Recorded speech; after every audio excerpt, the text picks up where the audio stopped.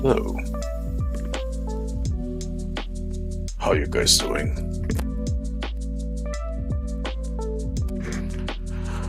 Good afternoon. Name's Gold Guardian. Thank you for coming today and joining me in my work stream. Konnichiwa. Suparobo Vtuber Gold Guardian desu.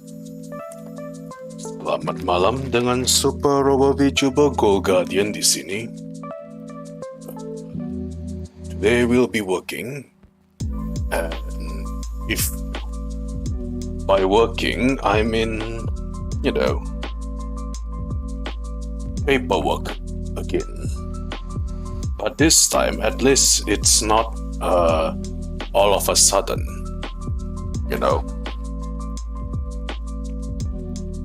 So,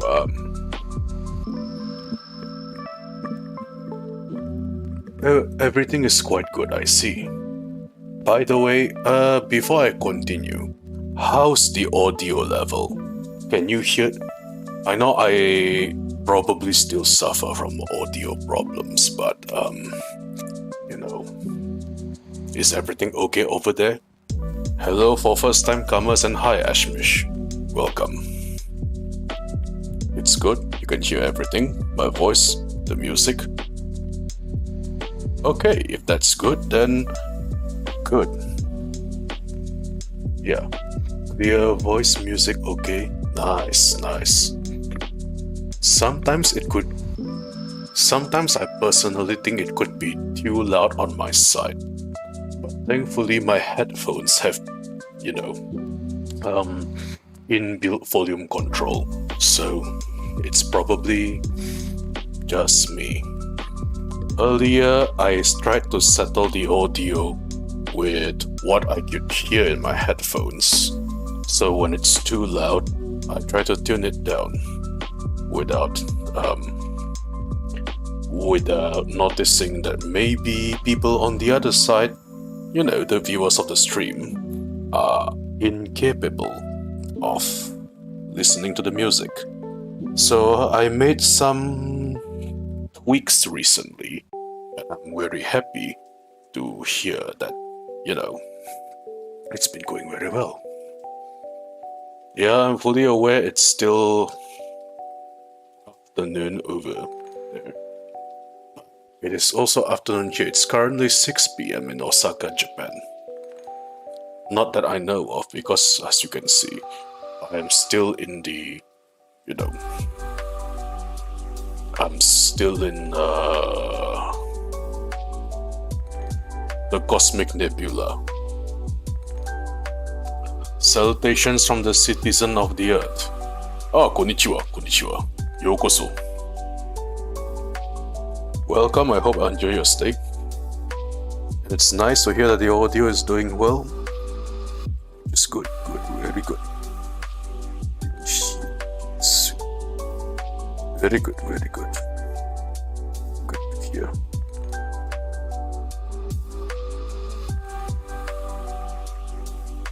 There we go. So, how are all your days begin? I mean, how's all your days, by the way? Is everything going well? As for me, I am very chill right now. Yeah, all has been doing very fine. And I personally think that it could be better. But so far, fine is fine. And I wouldn't have it any other way. Which is nice. I trust you are all doing fine as well.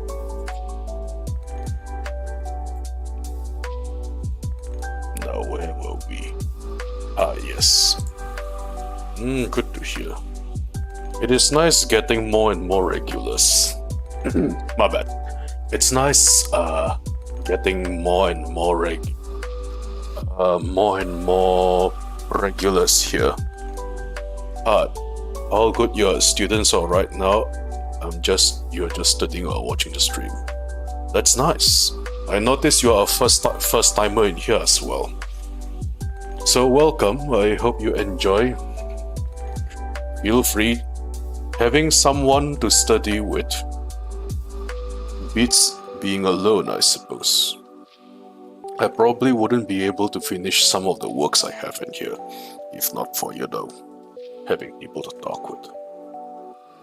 Although, I hope you don't mind. It's, after all, this is probably going to be more or less a working stream instead of a free talk stream. So, if I don't talk much, I'm fine. I'm just working.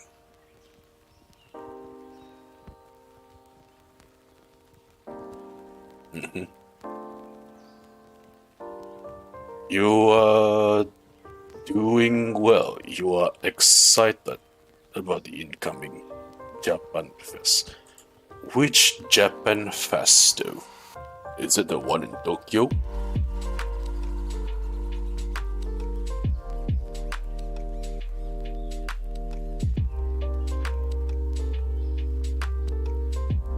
Because if it's the one in Tokyo, I probably won't be able to. Probably won't be able to attend. It's still a little too far for my liking.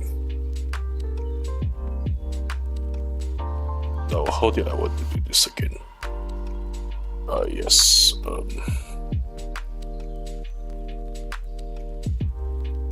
There you are.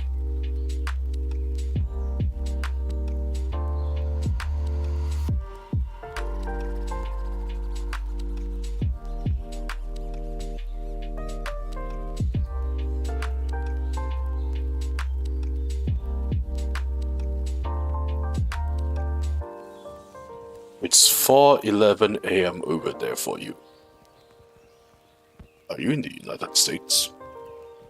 Or maybe somewhere over there?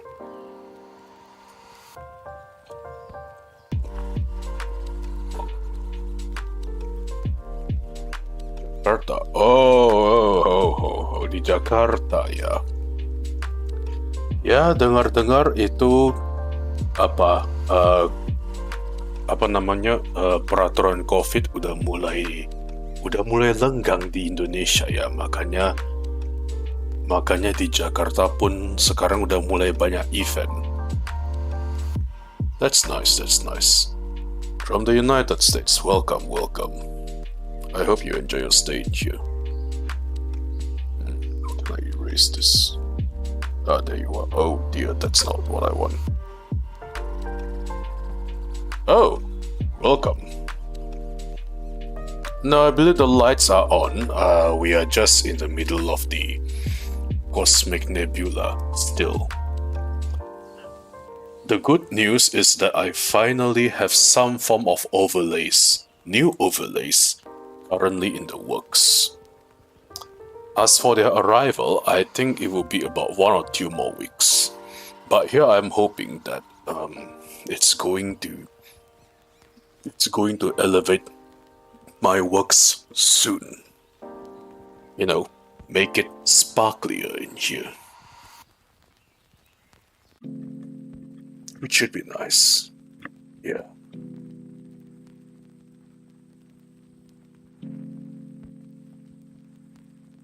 And maybe sometime in the future, I think I have to pick on much more chill music.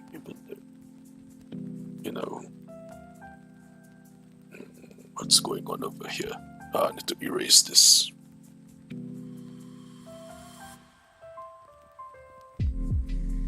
Yeah, sparklier overlay. What a beautiful voice. I'm pretty sure you have a beautiful voice as well.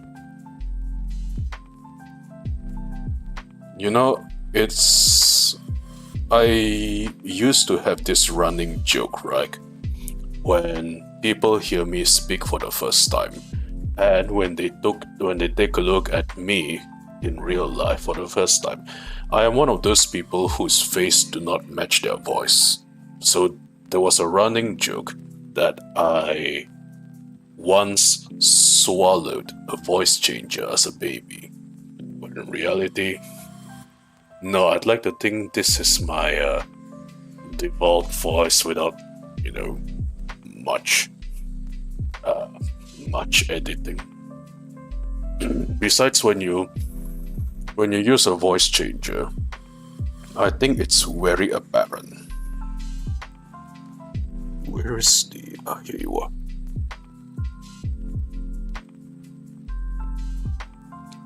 Here you guys are. I'm seeing more regulars coming in. Hello. One of these days, I will probably hit people who are like around the lines of maybe 20, 30, 40 regular viewership. And one of the things that I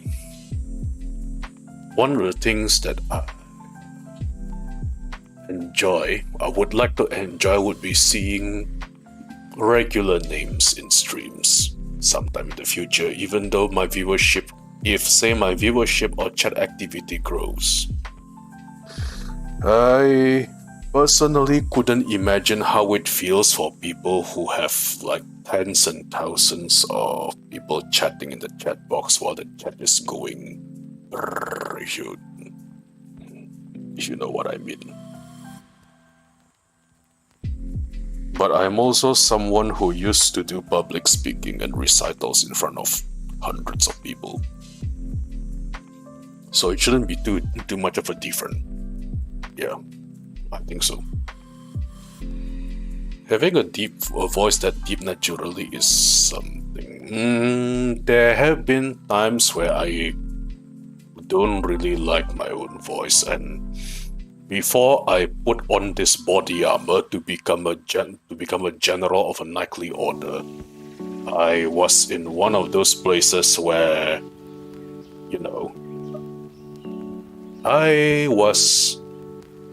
here's the thing, I was made fun of for having such a voice for a long time, And somehow, all of a sudden, there was a period of time, I believe it started when Cop's husband became somebody, and then comes along Bonivia Pranaja of Nijisanji ID. Before that, there was Belmont Banderas, and next thing you know, people were calling them, people wanted to do things with their voice, and I am like, and my reaction is, where were you people 10 years ago? But I guess tastes evolve, so I have to be thankful for that. I guess, like what some people said, my time to shine has arrived.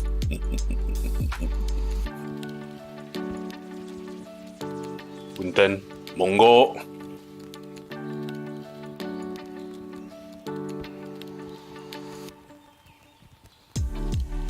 Oh, welcome.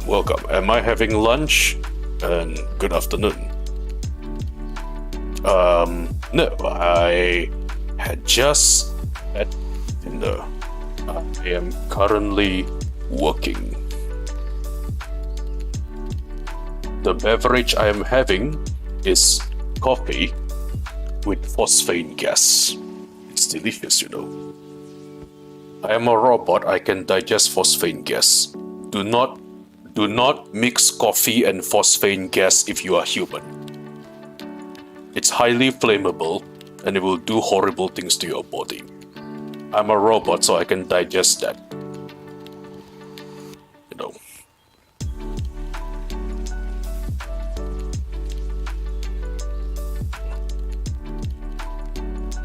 Yeah, people finally recognize the aesthetics of deep voices, although funny, it took it quite a while, so I guess I'm just along for the ride, Speaking of deep voices, do I prefer the voices of JPVA or VA artists of other countries? I would try to listen from the language first, then how they convey their deep voices and how they use it.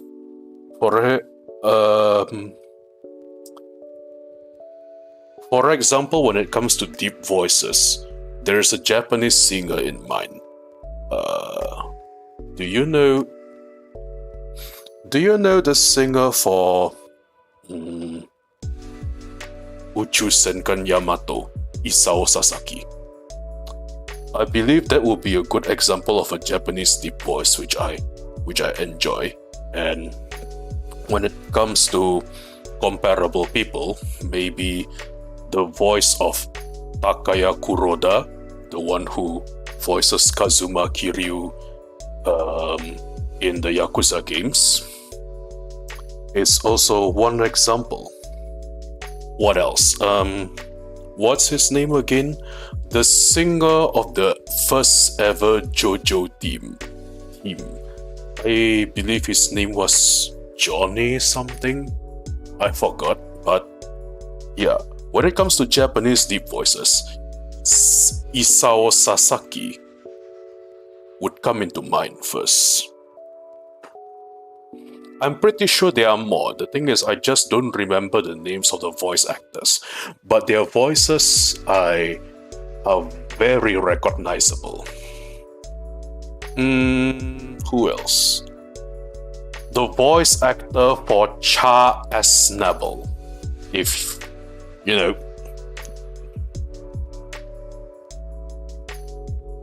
Is it a good anime? Well, if you're into weird stuff, then maybe yes.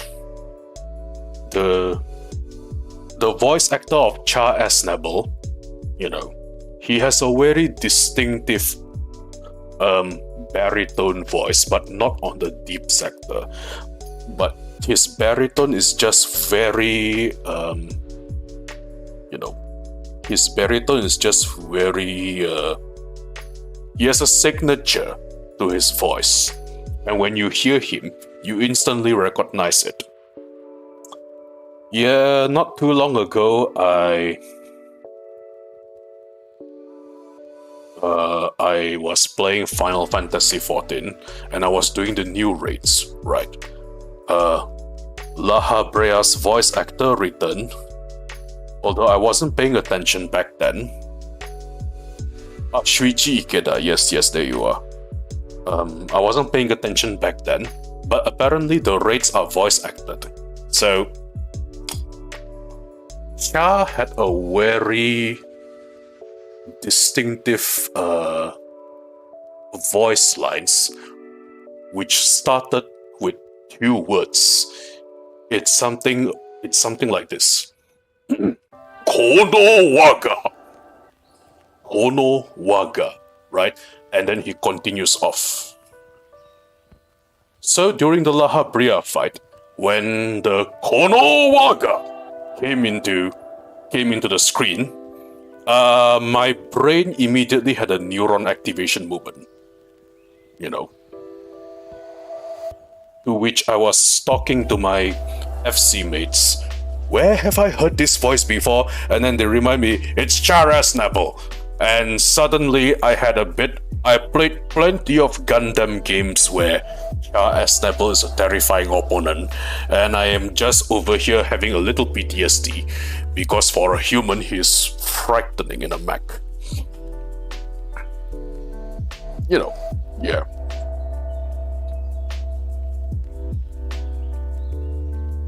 You don't like JoJo? Well, it's not everyone's cup of tea, and I can understand that.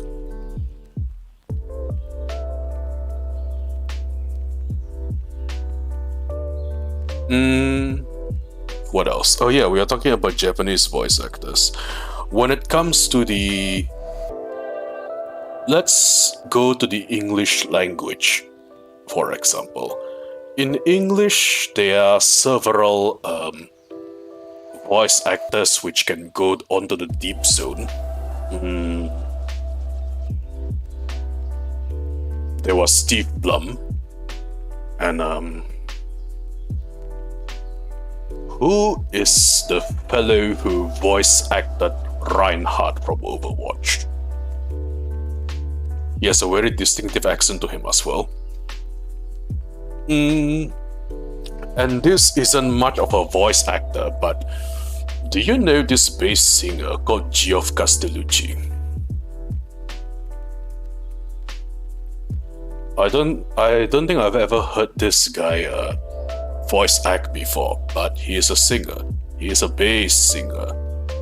Geoff Castellucci.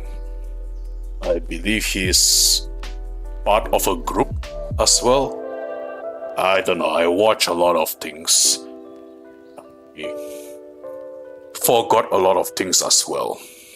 You know, every day I'm always thinking of how to do this, how to do that.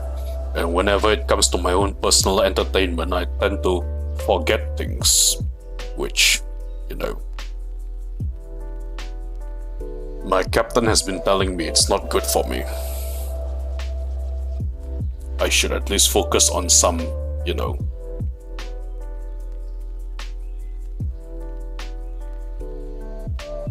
personal freedom as well. But when you have plenty of work to do like me, it's not even the kind of work you enjoy, well, you just have to roll with it sometimes. Especially when it concerns the defense of my homeland. Darren the Ball? Yeah, that's the one. The voice actor for Reinhardt from Overwatch. I don't really think he's in the deep end as well, but I consider him to be quite, you know, prominent when it comes to the lower range.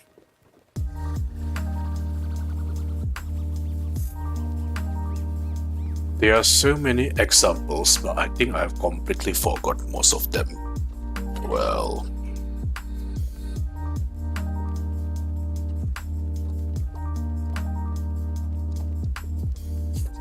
there was another person.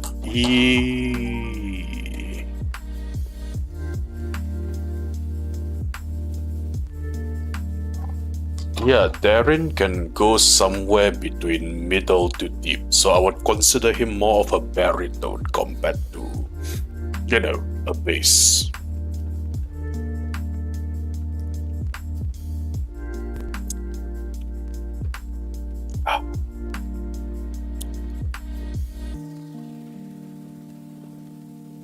Matthew Mercer, yes, is a good example. I'm trying to think of more names, but I seem to forget them. Oh, wait, I remember now. Who can forget the OG? Or is he the OG? I don't know. The voice of Optimus Prime, Peter Cullen.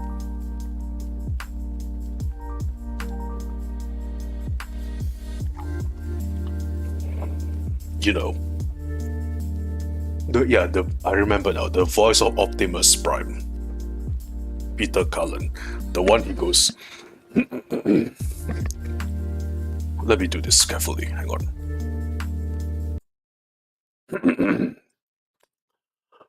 Freedom is the right of all sentient beings. There's my Peter Cullen impersonation for today. It's not a very good one, but I tried.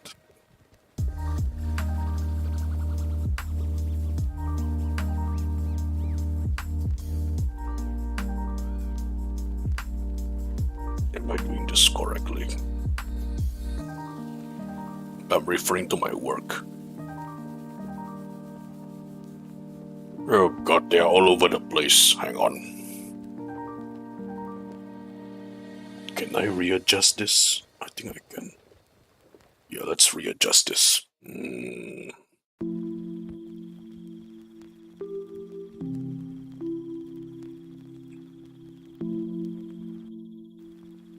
Oh, if you think it's a nice impersonation, then thank you.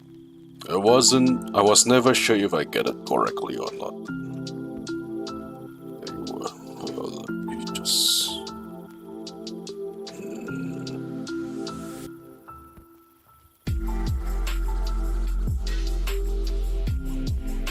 I move this?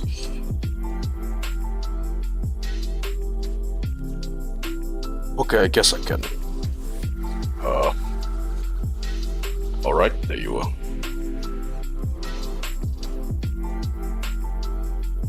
If you want to see more of that, I guess you can like and subscribe. Don't forget to tell your friends.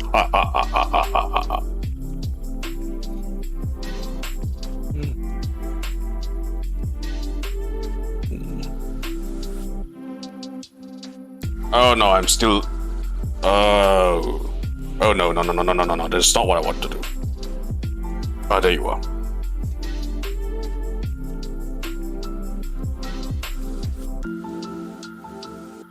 Nice promotion. Yeah. As one famous VTuber would always say, stonks!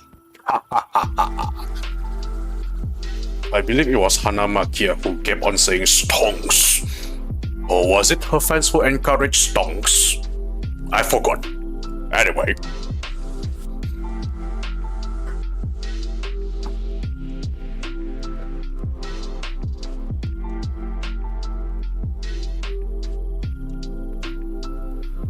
I have been trying to imitate the voice of Optimus Prime for as long as I can remember, but I don't really have people to judge the voice. There was a time though where I was asked, when I used to play World of Warcraft, I was asked to impersonate male Draenei's with success. Because, you know, the people approve. Or well, at least the voice chat approves. So there's that.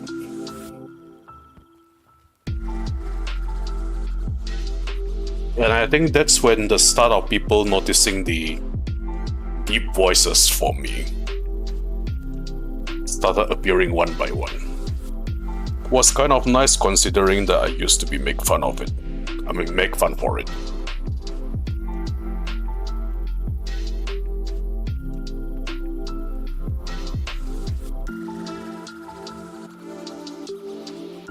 You could say that when it comes to VTubing, it has helped me a lot to build at least some form of, you know, nice self-esteem. Glad I found my footing. Yeah, I'm glad I found everything as well. Which is, you know, it's weird, but it works. So I guess if it works, we'll just roll along with it. Oh, I forgot to do this. Here you are. Oh boy, where's the settings? Here you are. There you are.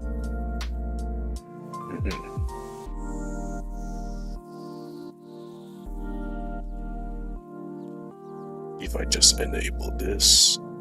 Oh boy, I think I can do this later. For the time being, let's continue working.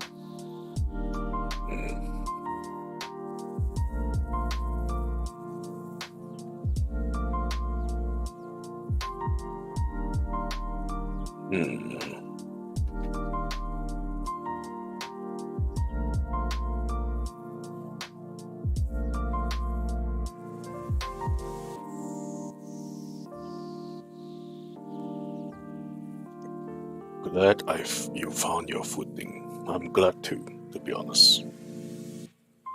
I'm regulars now. And sometimes I think, you know, I mentioned this in a previous stream before, but I consider myself privileged in this way. If we take a look at my current statistics, I currently have 9 concurrent viewers. Between 8 and 9, which means there are currently probably 8 or 9 people who are being regulars, or they are currently watching my stream right now. I have read articles of people who are streaming to 0 viewers, and it lasts, and they were streaming only for, between I think they are between 3 to 4 years of streaming, but they have only streamed to 0 viewers, which is something I couldn't fathom. The loneliness must be quite something, because 0 viewers can be a streamer's worst nightmare. But I'm privileged, as I said, I'm privileged enough to know that I have regulars, even from the very start. And I think we can only grow from there.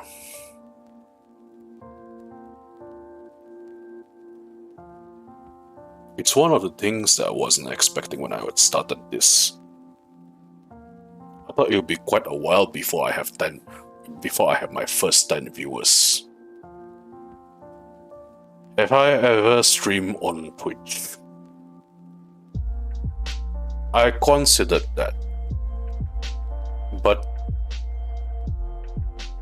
if you have seen recent news where Twitch hasn't been very friendly with, where Twitch hasn't been very friendly with virtual YouTubers for the time being.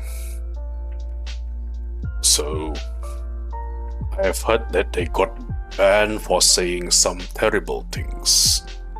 And not by terrible things, I don't mean they are insulting others.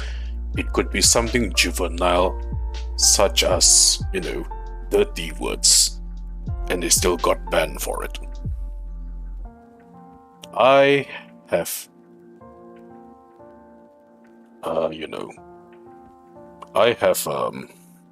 tendency to go into swear words when I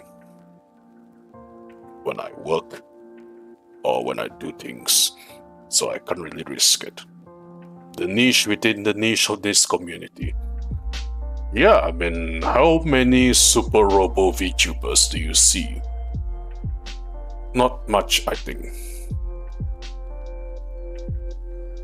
I don't even know if I'm the first one, but I know I saw some Japanese ones, because I don't think I am the first within the English VTubing community, but I'm not I do know that I am not the first. Sorry, I do know that I am not the first super robot VTuber in this community. In Japan, there is Astron, Diabdra, and a few others. And, so fascinated by my course. Oh, hey, first time, thank you. I mean, first timer. Thank you very much for coming. I hope you enjoy your stay. Am I doing this correctly? Am I doing the greetings bit correctly? I think so. I mean, since you are fascinated by my concept, don't forget to like and subscribe.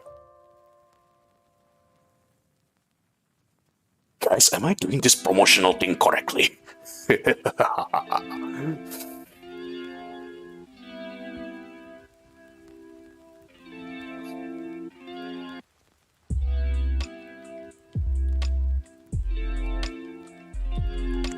It's only normal that some streams are not attractive enough, if not attractive, or got no style and lack of interaction.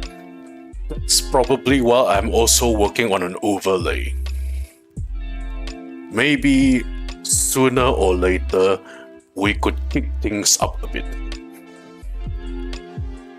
Oh hey, more first time newcomers. Welcome.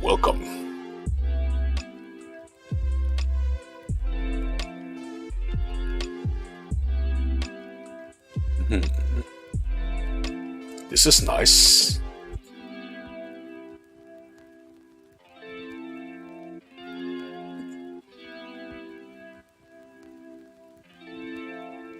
Oh yeah, I am doing fine. How about you? I hope I hope you had a good meal earlier, or, good everything else. I trust all is well with you.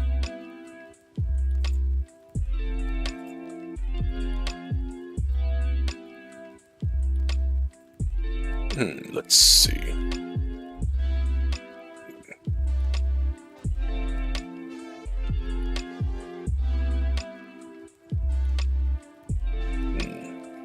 There you are. Alright, let's continue with this. By the way, I am still working, but do not hesitate to come and ask me questions. You are more than welcome. I occasionally chat from time to time. Since I play well, what's my primary style of play? I was an arms warrior through and through. Although occasionally it was a protection paladin. I have multiple characters, of course, so there's that.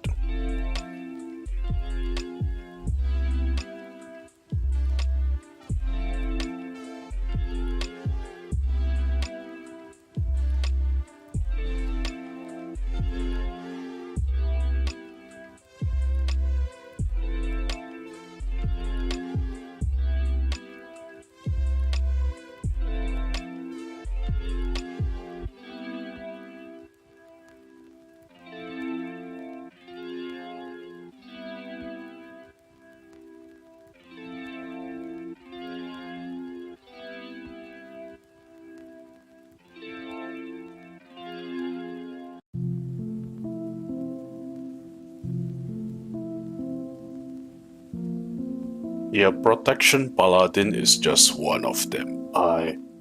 Most of the time, I play Arms Warrior.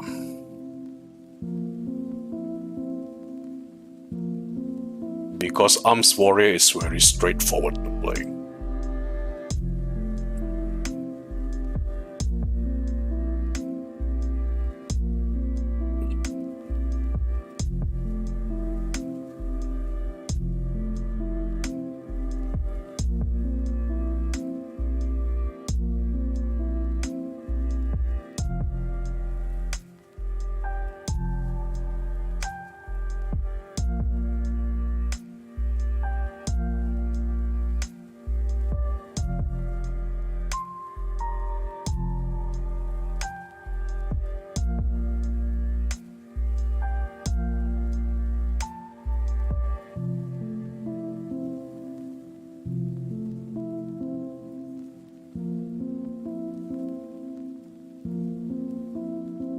You play your D&D character as Paladin as well.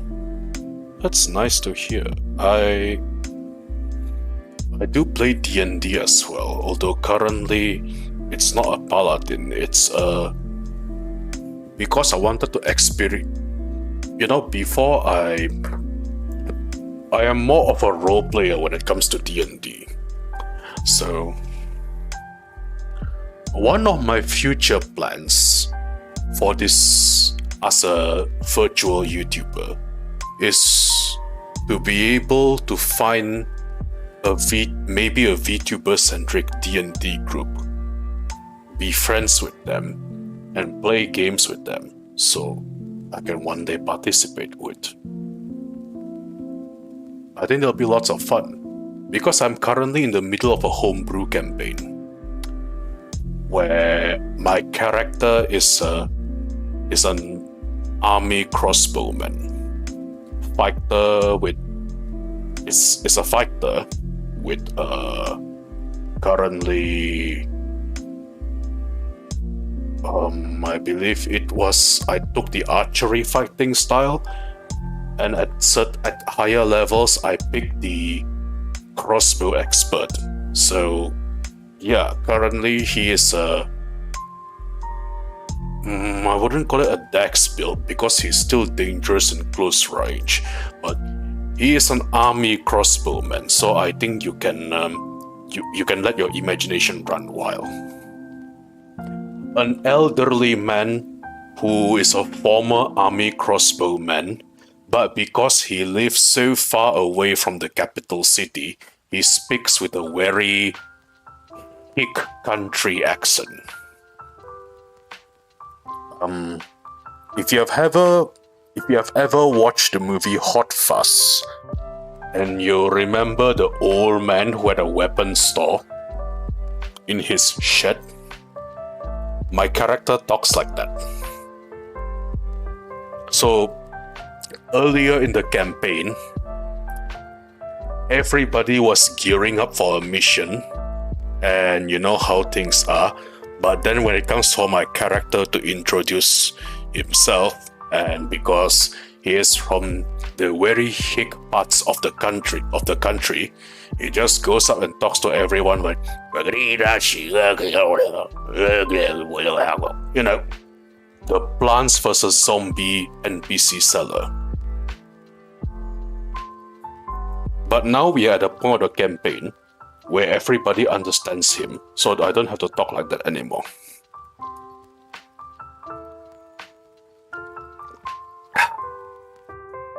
My model went janky for a bit. No, my character travels around with his 10-year-old grandson, and that his 10-year-old grandson translates for him.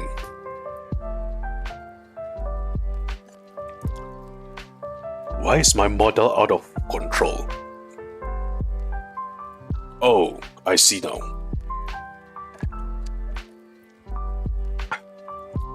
Sorry about that.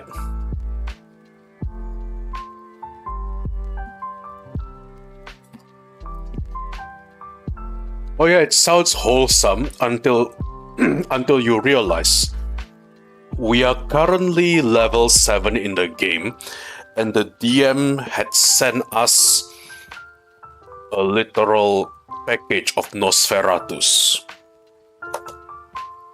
So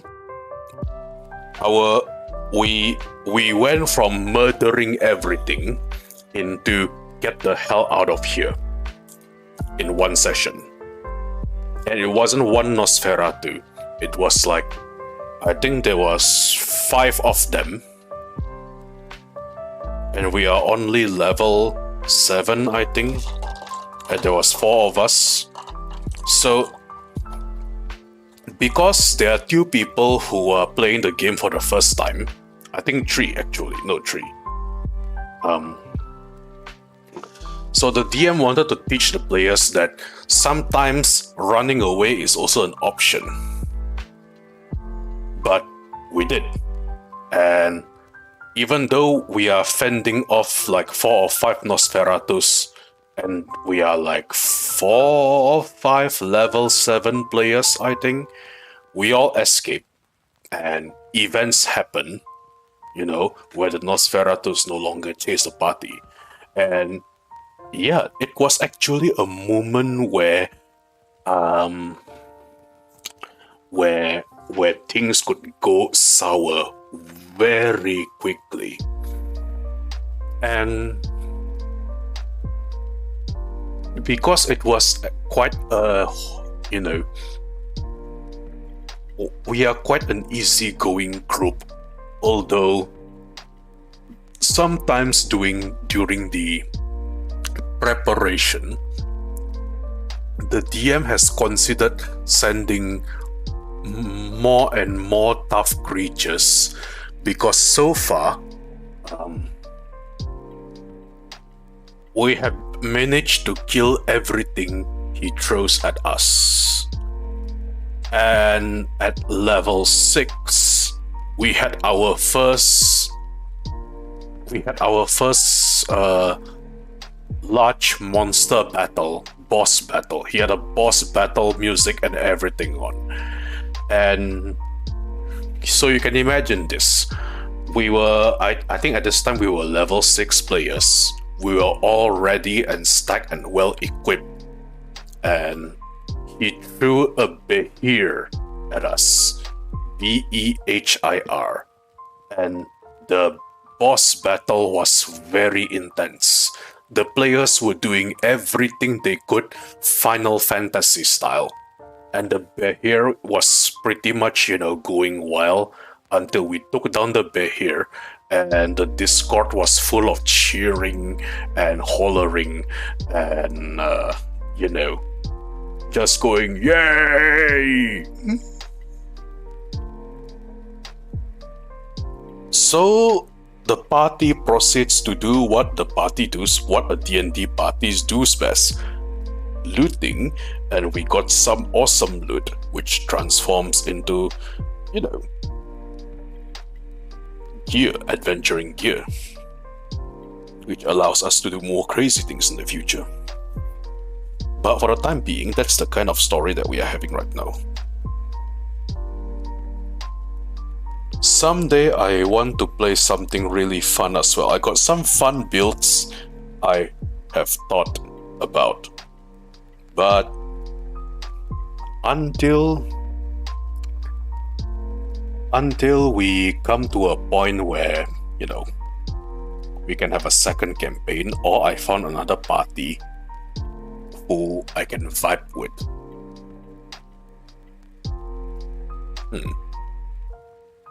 It would be nice to find a group of Vtubers who are into D&D as well.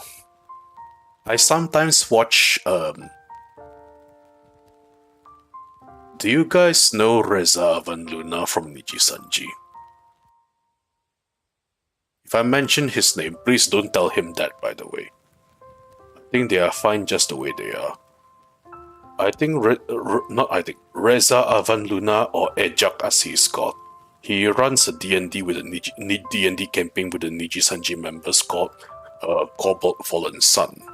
And Ejak is one vicious DM, if I could, think of vicious DMs.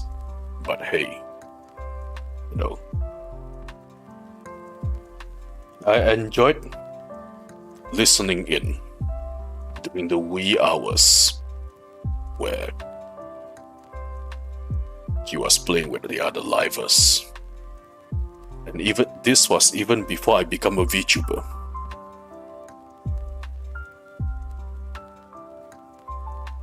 I found a similar group to play with, even though they are not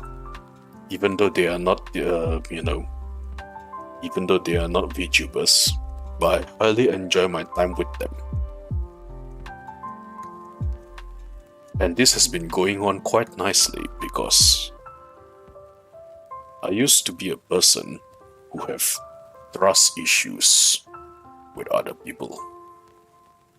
But I guess as time goes by, those trust issues slowly disappear, and I try to embrace my social life. It's mostly online, but a good social life with good people to hang out with.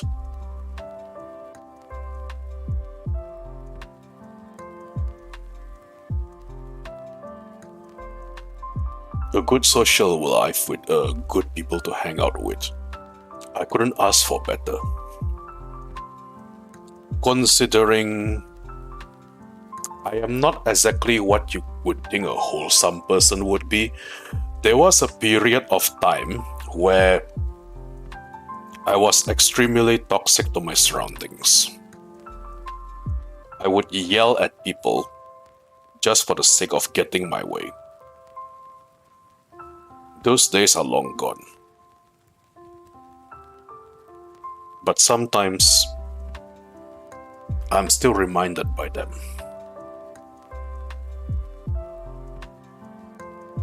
Those days are long gone, fortunately. I'm sometimes reminded by them, but I guess in order to move forward, sometimes you just have to be the bigger person.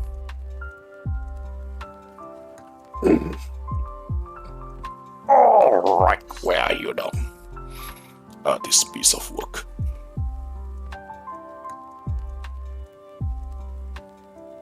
Relatable, eh?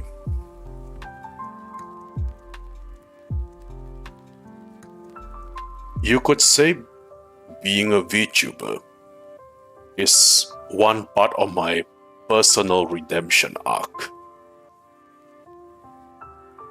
And I'm glad to see it working very well. Although at the end of the day, there are some things in my past I couldn't forgive yet. So, we'll see, if I could evolve further. You do be like that sometimes, yeah. Maybe I'll play with Ajax someday.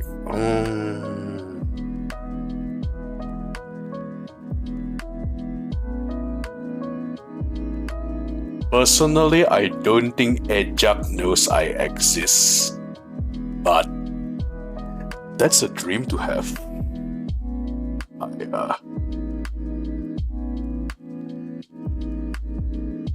He is quite something when you come to think about it, because I remember when he barely had less than 100 views, and then whenever he does his singing streams, suddenly his views would skyrocket. Especially, I think Niji Sanji had many music festivals. I think it's a year, twice a year Niji Melody thing. How many Niji Melodies have we had anyway? It feels like at the beginning of this year, we had a Niji Melody, and recently, we also have a Niji Melody. I lost count,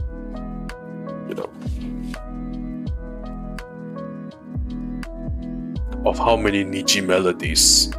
And whenever it's Ajax's turn, even the Japanese viewers are so excited to see what Ajax has to offer. He's one of the best. Don't tell him I say that though. I don't want people bothering him. Summer of last year and this year. Huh, okay.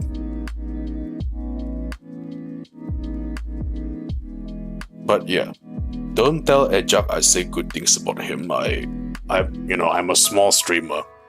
Probably don't even have enough clout to go for bigger streamers anyway. Hey, where I can send you my fan art?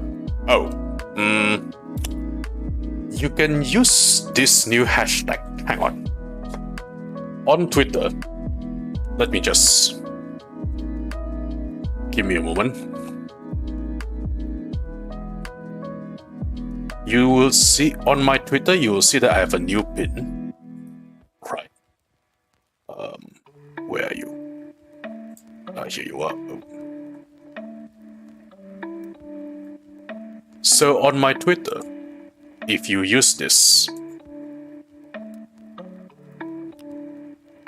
hashtag on my Twitter, I will occasionally check it. If any of you want to ever send fan art, it's new, by the way. You can see it on my pin. I will occasionally check it.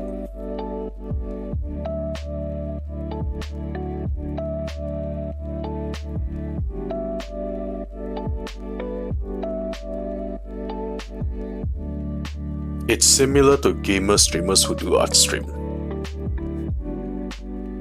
Maybe. Maybe I should try something different with my streams as well. To spice things up.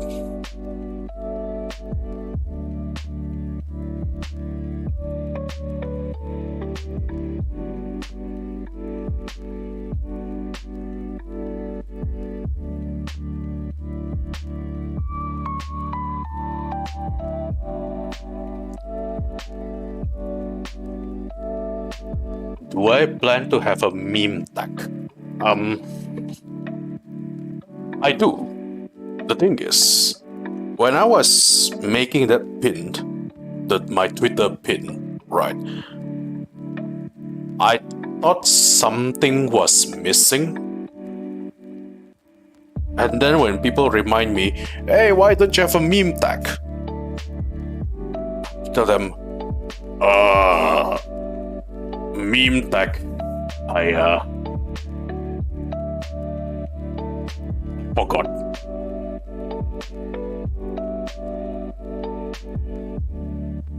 I'm sorry. I completely forgot. Um, yeah.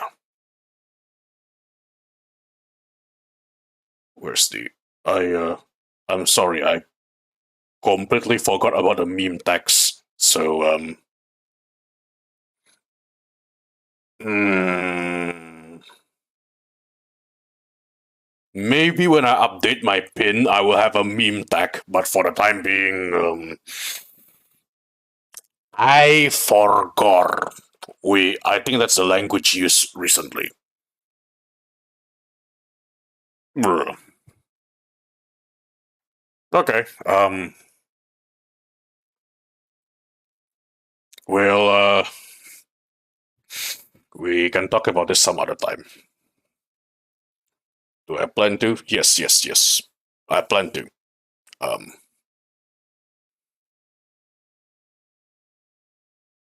I need to come up with a name for it, I guess.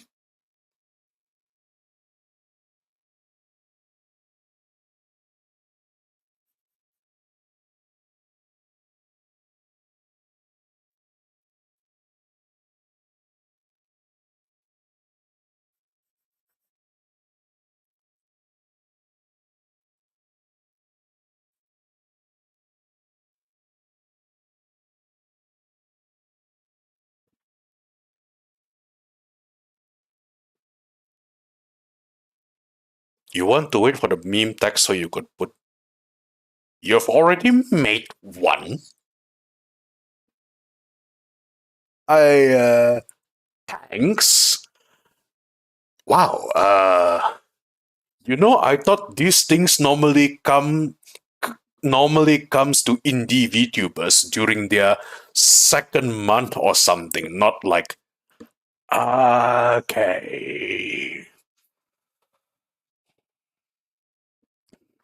Well, this virtual YouTuber thing is becoming more something else day by day. I used to think that I used to think that in order to have not safe for work, you have to be quite popular. But next thing you know, it hasn't even been how many weeks and I suddenly have not safe for work. It surprises me. And oh, hello, hi there. I remember you. I think you are a moderator in Ray Lavery stream channel. Yeah. Welcome. How you doing?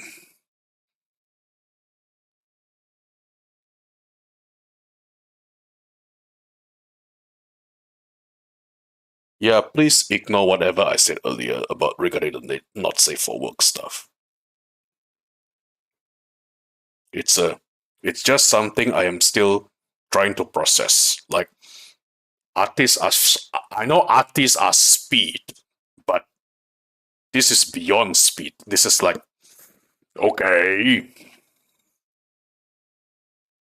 Well, I get, but I'll let them be. You know, as long as if that makes them happy, I won't stop them.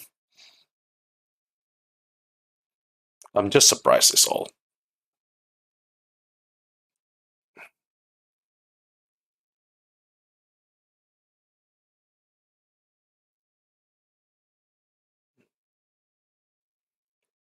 Omega got noticed. Of course, you'll get noticed. I see you often in as a moderator in race.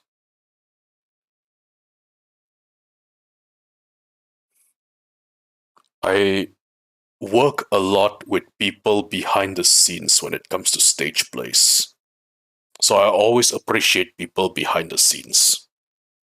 They are the lifeblood of a performance. In this case, I believe it's like uh stream moderators. Obviously, not all moderators are saints, but there's that.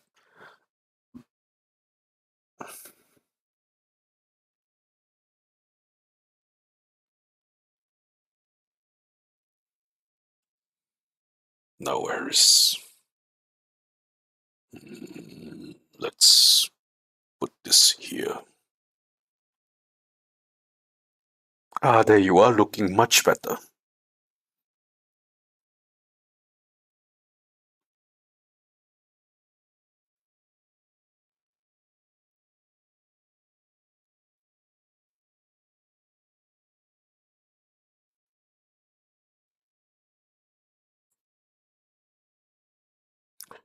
Question aside of Gundam, do you happen to know these robots from the old era?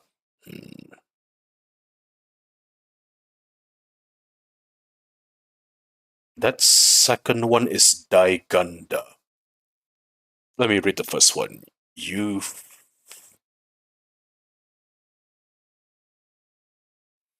How do you read that again? Yuba Daiba. Yubu. Yuebudaiba. Yuebudaiba. I know Daiganda, but Yubu.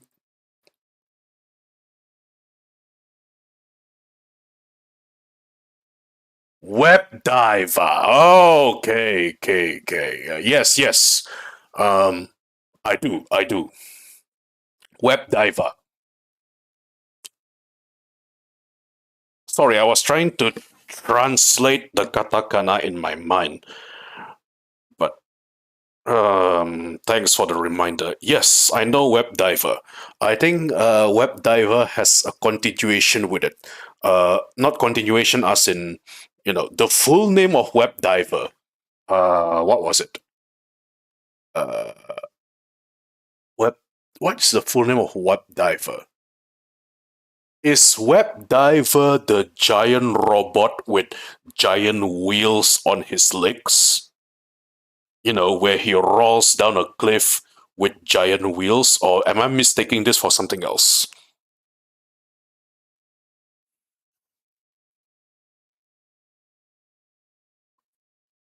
There you go. Denno Bokenki Web Diver. Oh, thanks for the reminder. I watch a lot of giant robot shows. Sometimes I get mixed up. Train robot. The train robot of my generation is Might Gain. Denno Bokenki Web Diver is a train robot. I have to look into this. I know Web Diver, but I don't think I've ever actually watched it because, when it was my generation, it was Might Gain. But I know Daiganda.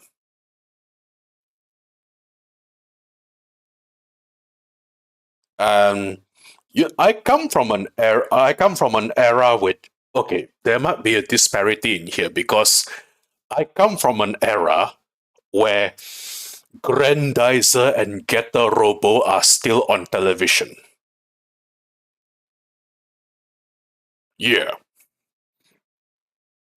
My Arguably, when it comes to Go Nagai robots, my personal favorite would be Grandizer. I can read Japanese, well, not kanji. Not kanji. Don't. Mm, I know only kanji that are related to food items. So, yeah.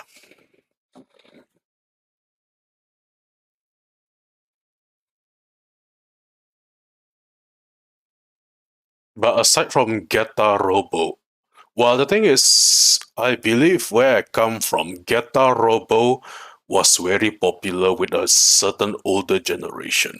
But in my case, right, I am more attracted to Grandizer compared to Geta Robo. And then, somehow the showing of giant robot stops. The OG Geta Robo.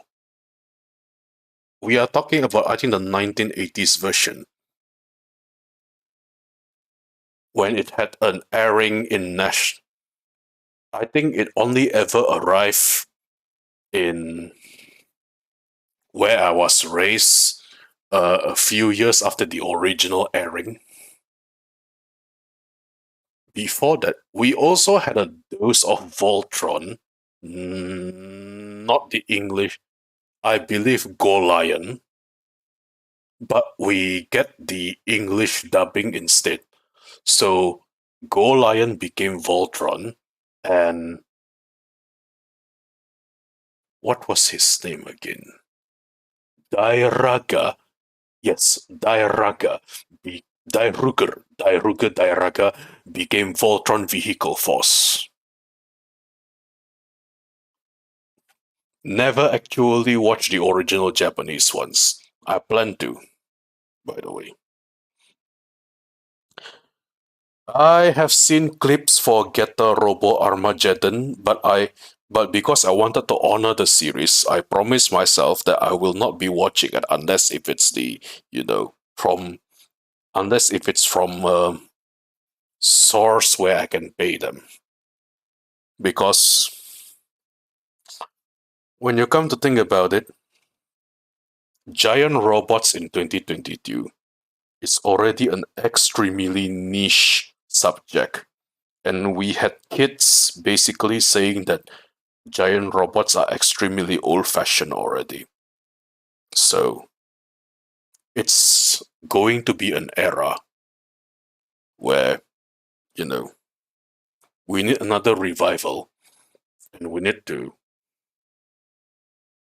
when we need to promote to people about how good it can be. That's why when Studio Trigger came up with uh, Gridman or Dynazenon, right? While the story quality is questionable, the transformations, let's just say it awakened many things inside me. So, if you are a giant robot fan, I believe it's worthwhile to give both Gridman and Dynazenon a try.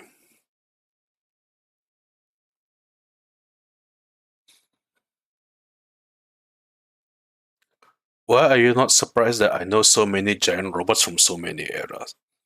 Well, I'd say not everything because I haven't exactly watched everything yet.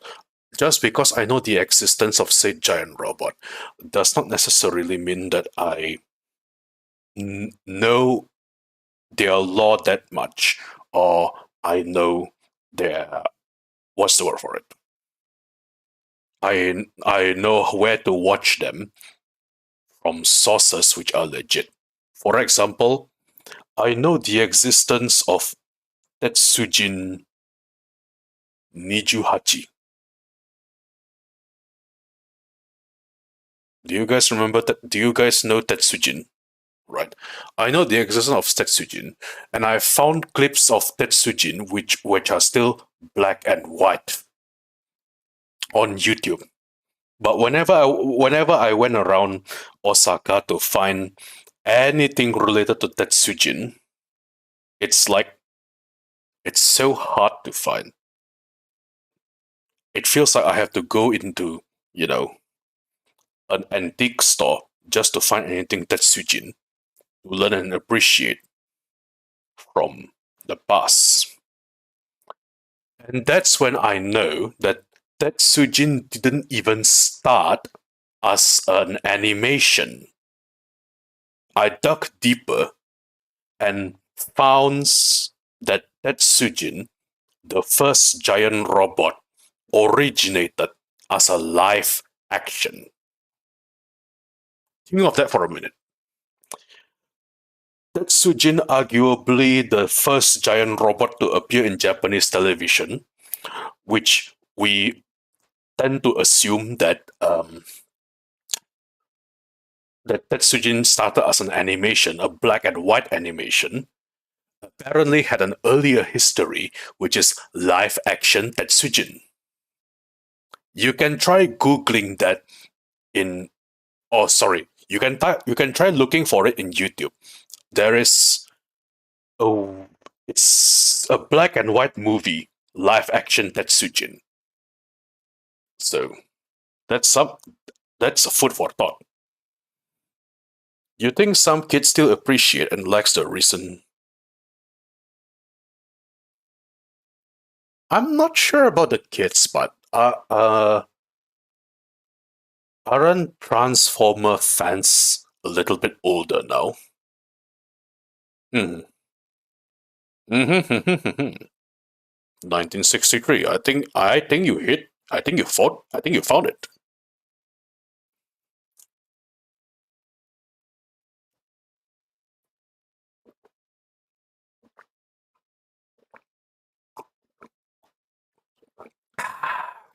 I think you found it.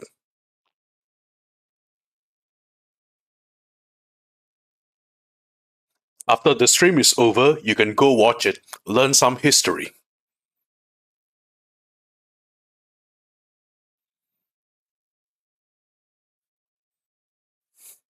It could be an interesting story to brag to your friends, you know.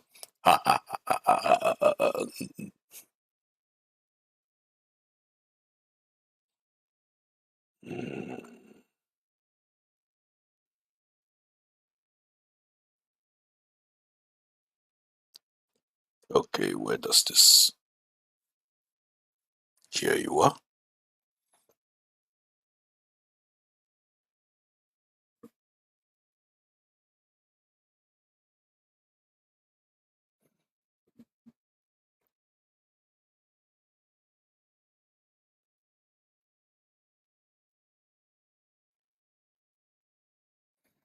And yeah, I didn't become a giant robot VTuber just because I thought giant robots are cool. It's literally my daily consumption, in a way.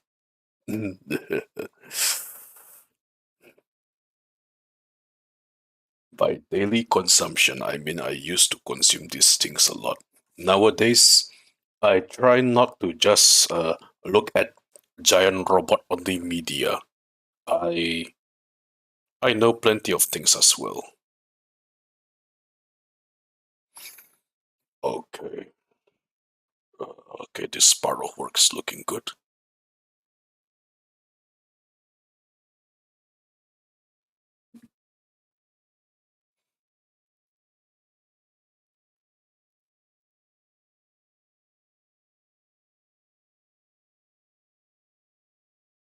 Okay, time to continue with this.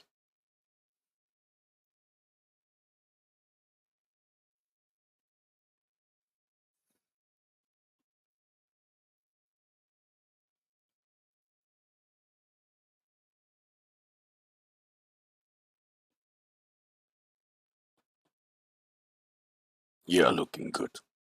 Now,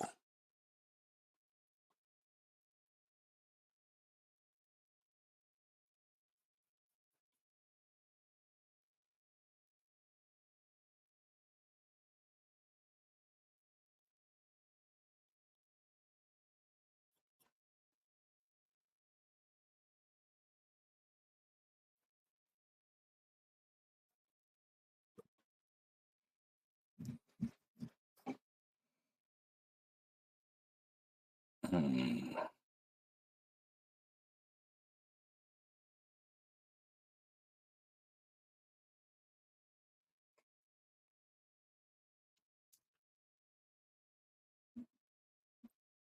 really wish the best for the streams. Hey, don't forget to tell your friends who have similar interests. Who knows, they might be into it. Thank you, by the way. I hope it goes well too. Honestly, they w- I still well I still couldn't imagine it yet. I'd like to think there will be a day where I would be talking to hundreds, maybe thousands of viewers, and that will be the day to fear for, because then I wouldn't be able to keep up with everything. But I think I'll just enjoy it nevertheless. It's going to be quite something, isn't it? Maybe it will coincide with the return of the giant robots as well. Who knows?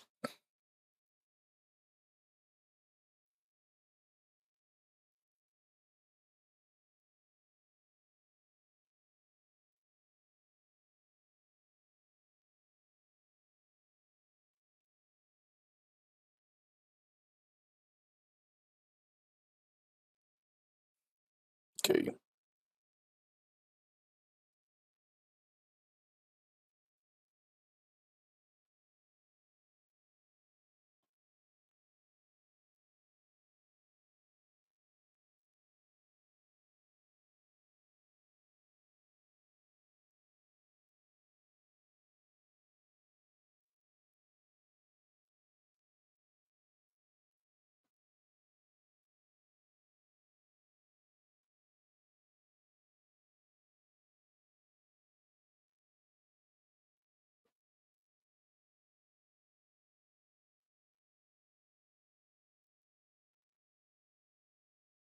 Alright, this looks good. Now to change this one.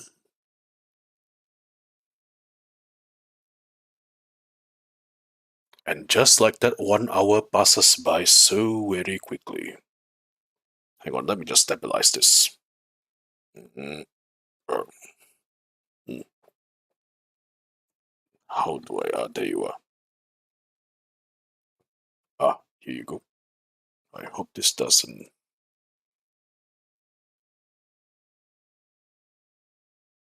This wouldn't be a deterrence, right? You know what? Let's just do this.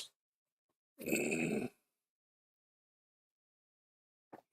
You really want to share this to your friend, but you think you're the only one who would stay after 7 a.m. Well, how do I put this? I will try to have streams sometime later, because this is not my usual stream times. I would how do I put this? I I started this stream at 6 p.m.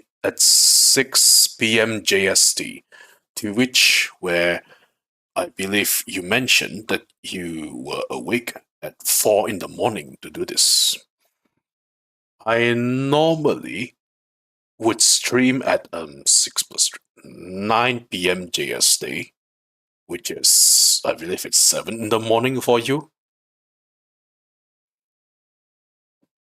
which was 7 in the morning for you, I think. So, using that mathematics, let's do 11,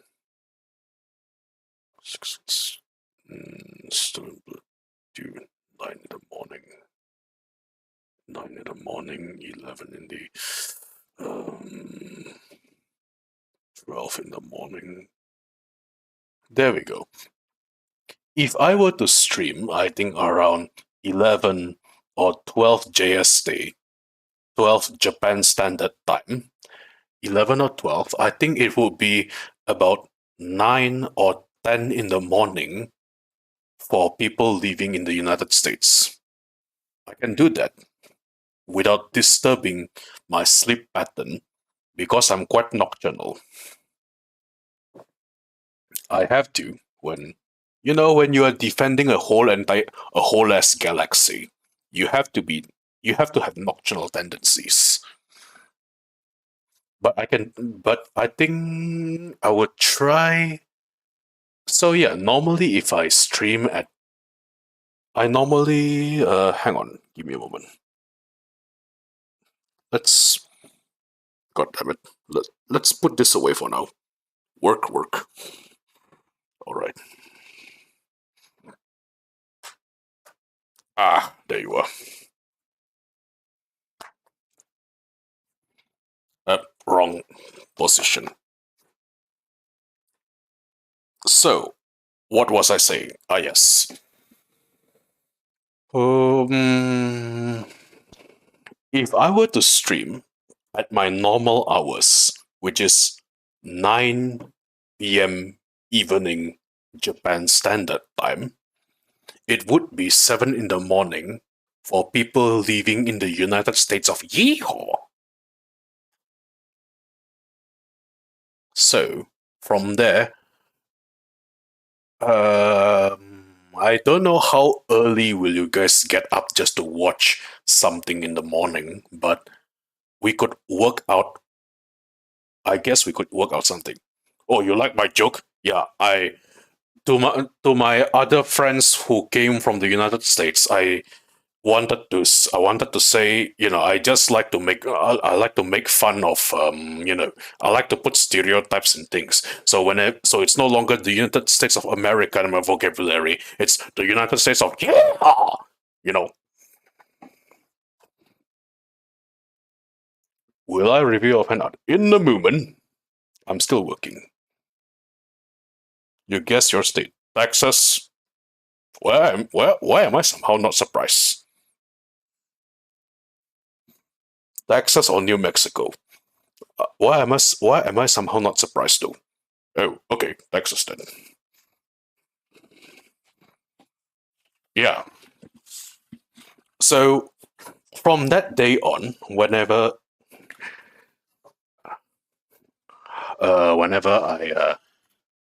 okay, this is the beginning of the tale, right? In another game, I am friends with United States Navy serviceman, and being somebody who works with the United States Navy, all those jokes about Navy servicemen that you can think of or revolve around the internet, you could say he is a living personification of it. He is loud, he is boisterous, he is very easy to get along with, but he also has an obsession for the posterior, both men and women. So that's something. But as a running joke between conversations of me and him, because he likes to make fun of my voice as well in a very light banter, I would also in return make fun of him. This is this is not us my persona, by the way. This is us, the person behind Gold Guardian. So he would make light jokes, and I would in return invented the way to call the United States as one more time, the United States of yeah. So yeah,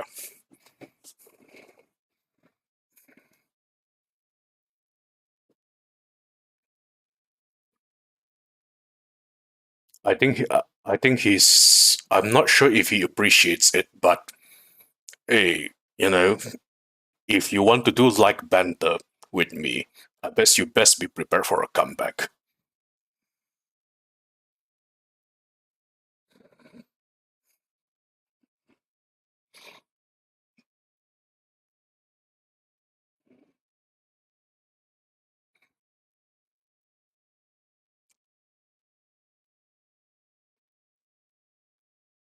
Oh, is that a newcomer?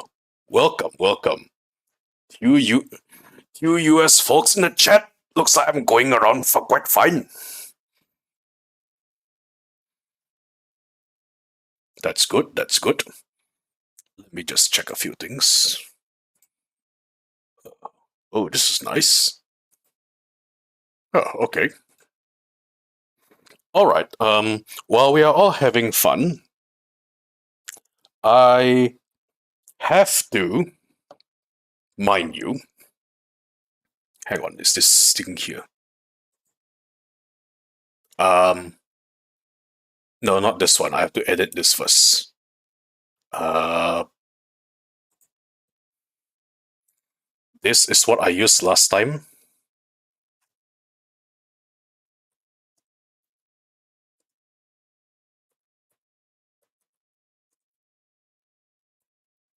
There we go.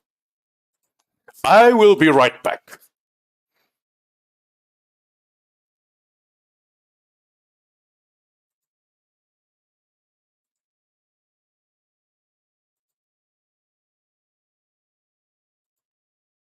Um, let me just.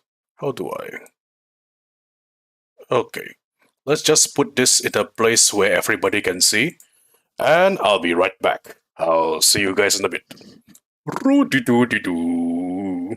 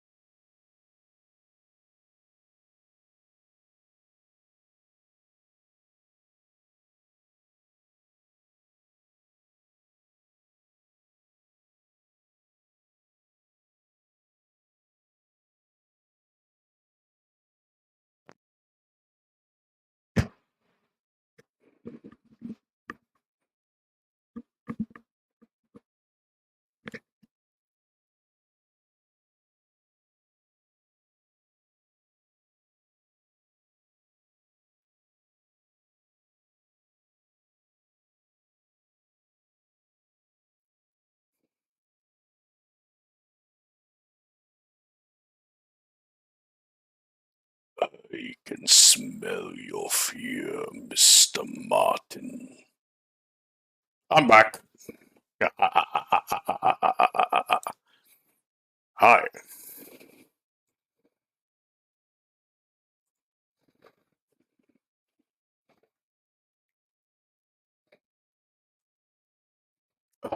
That was refreshing.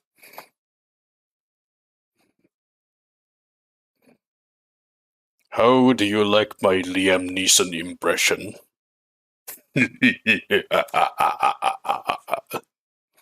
Or was it even Liam Neeson? Ah, which part? I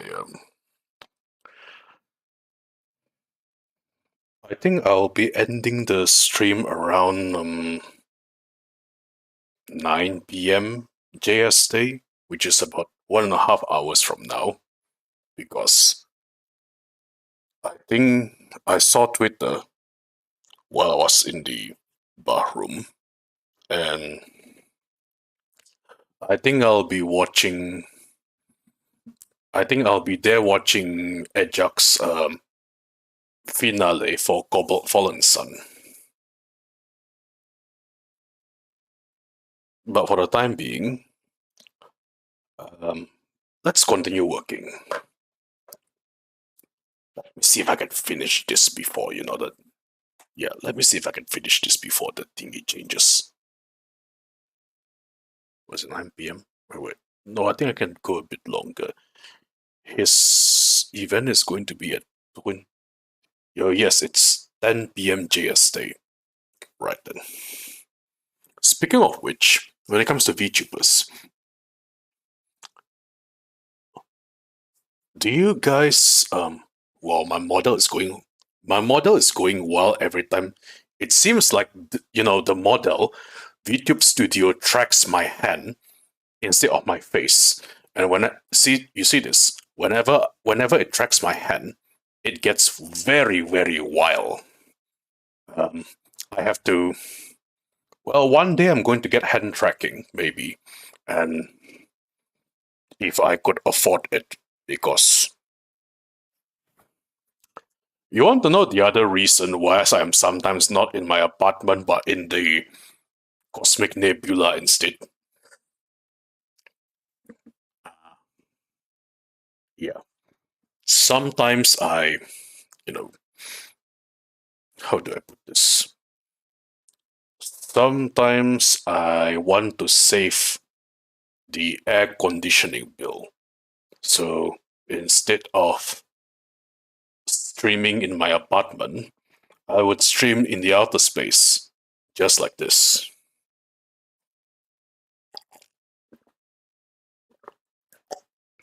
My tea remains cool, and so is my heating system, working against the cool of space, which is nice.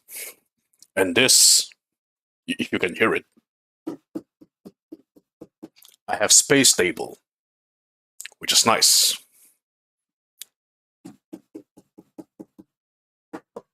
Space stable, just like the one in front of me.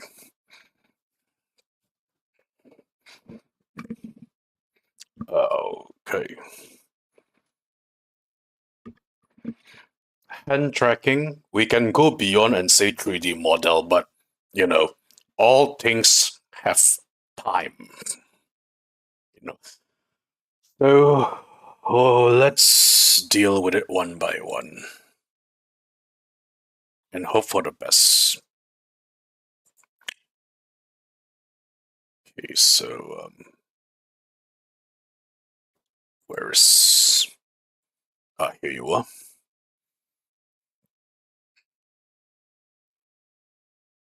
The table is floating.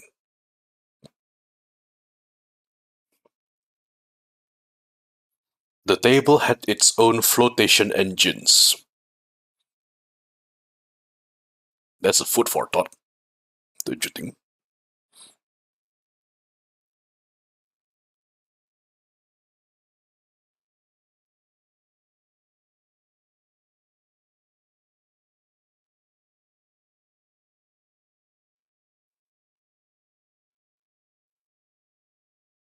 No worries.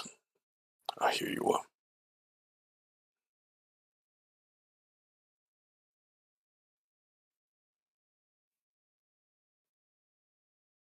Okay, looks good enough for me. Got to go back to work. Oh, alright then. Um, I hope you have a nice day.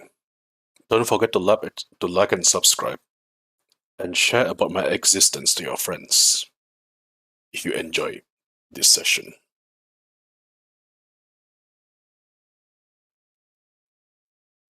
Mm,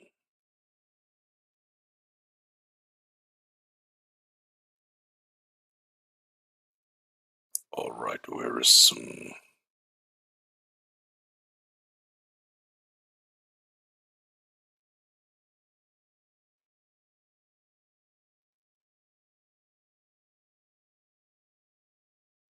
Speaking of VTubers, by the way, between Niji Sanji and Hololive, the two big Japanese corporations, I say big, but they are not exactly big by the standards of a Japanese corporation.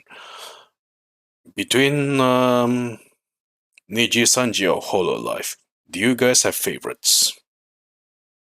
It could be from any branches. Like, do you have personal favorites?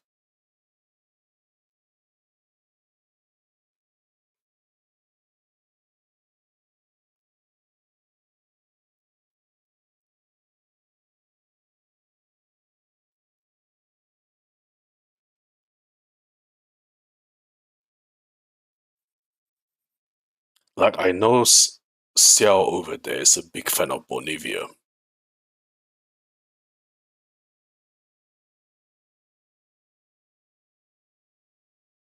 Ha, I'm your first VTuber. Uh, how did you find me then? This is interesting.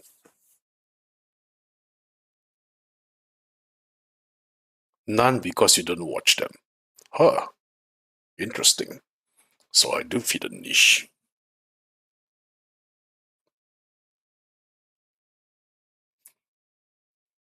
Twitter. Interesting. Interesting. So, I guess Twitter is one of such places. Very interesting.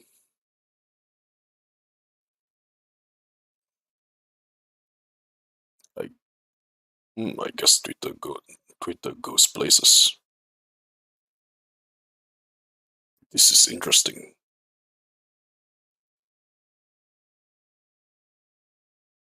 Very interesting.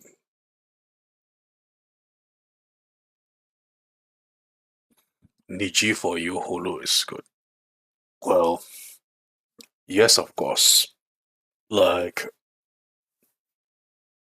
I know who your favorite is already is Xiao, so I thought people would have their favorites from watching other streamers. But hey, being the first for somebody is also something that, for me, it's something, it feels a bit different. Because, I am part of a newer generation of VTubers. Because if you remember the history,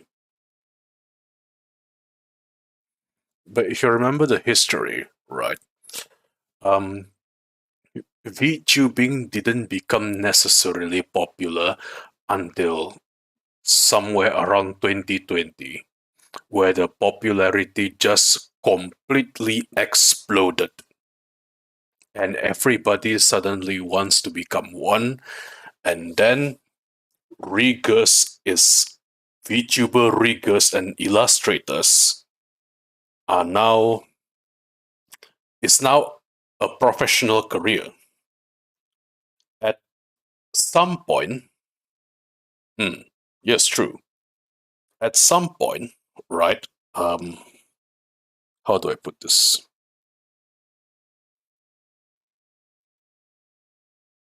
I believe at some point, um, I'm also aware that it was Kizuna Ai who started the whole thing.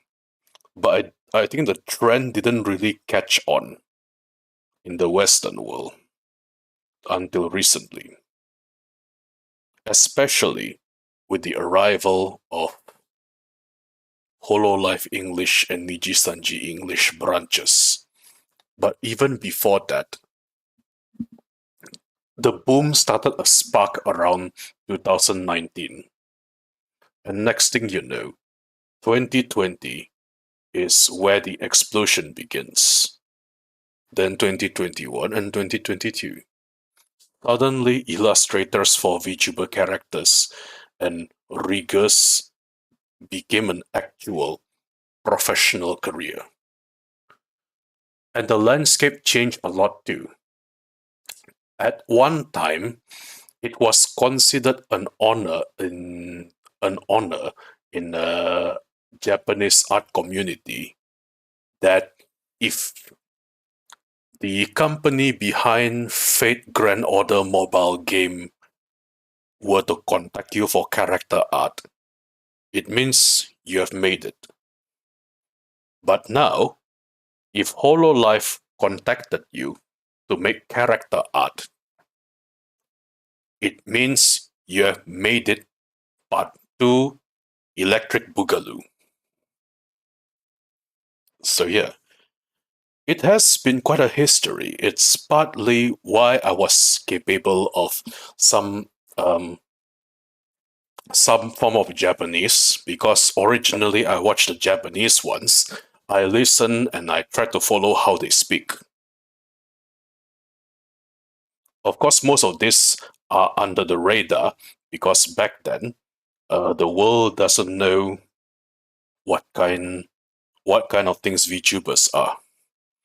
There are of course many stigma behind them, but I choose to embrace the positives. There's a particular reason why I don't share any negativity in in my Twitter, even though I sometimes deal with them, because I the VTuber is not my online diary. Sorry, Twitter is not my online diary, and I think people just had about enough dealing with their own personal issues. So a majority of the, I believe, English VTubers, right? They have a tendency to post too much of their personal feelings, and personally, that can be off-putting sometimes. But hey, I guess when you come to think about it, maybe they just need a place to vent their frustrations. Especially from what I heard, there isn't a small number of VTubers who came from an environment they enjoy, and so they turn into virtual YouTubing for escape. I turn into virtual YouTubing because I want to talk about tokusatsu and giant robots with everybody. And I think it works because I kind of surprise people today with my giant robot knowledge. Yeah. Which is quite an accomplishment, if you ask me. You watch two VTubers on Twitch, but I am the first one on the YouTube platform. Wow, I don't know what to say. Thank you. I hope you continue watching, and I hope I can keep on being entertaining to you.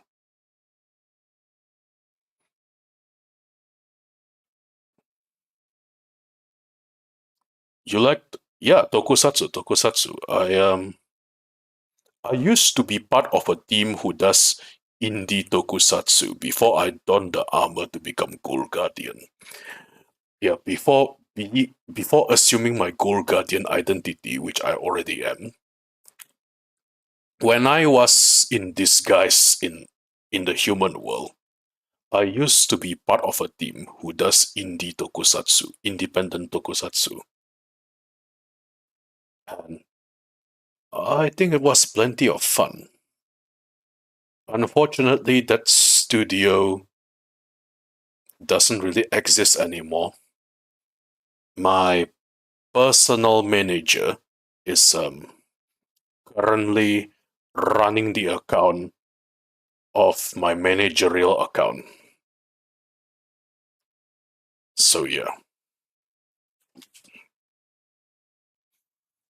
many things have happened. But I guess I'm just glad because I'm still here.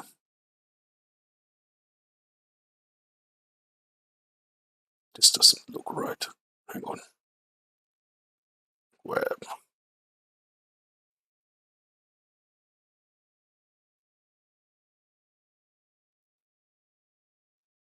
You didn't really watch any robot show except Super Sentai. That is, I think it depends on your upbringing as well. Because even though I said I like giant robots in tokusatsu, I also didn't watch some of them, even though I know their existence, which adds to my watch backlog a lot. But yeah,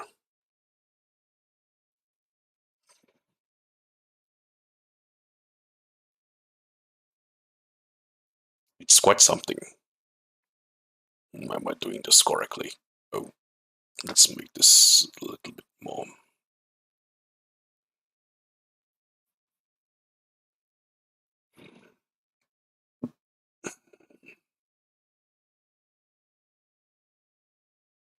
Yeah, you can look. Yeah, you can definitely look those up after stream.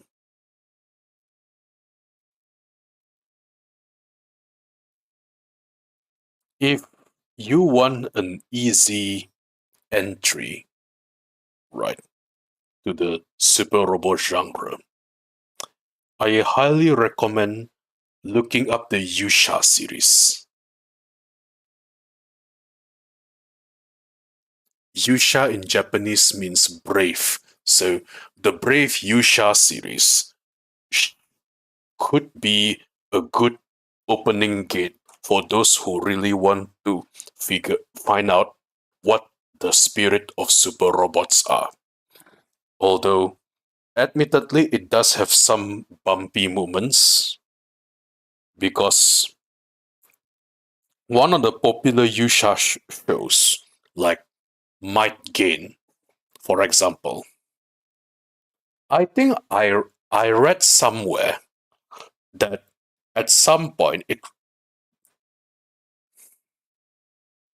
Brave Might Gain or Yusha Maitogin in Japanese was heavily criticized by Japanese parents because of how much the producers were going absolutely ham on the toy sales for Might Gain.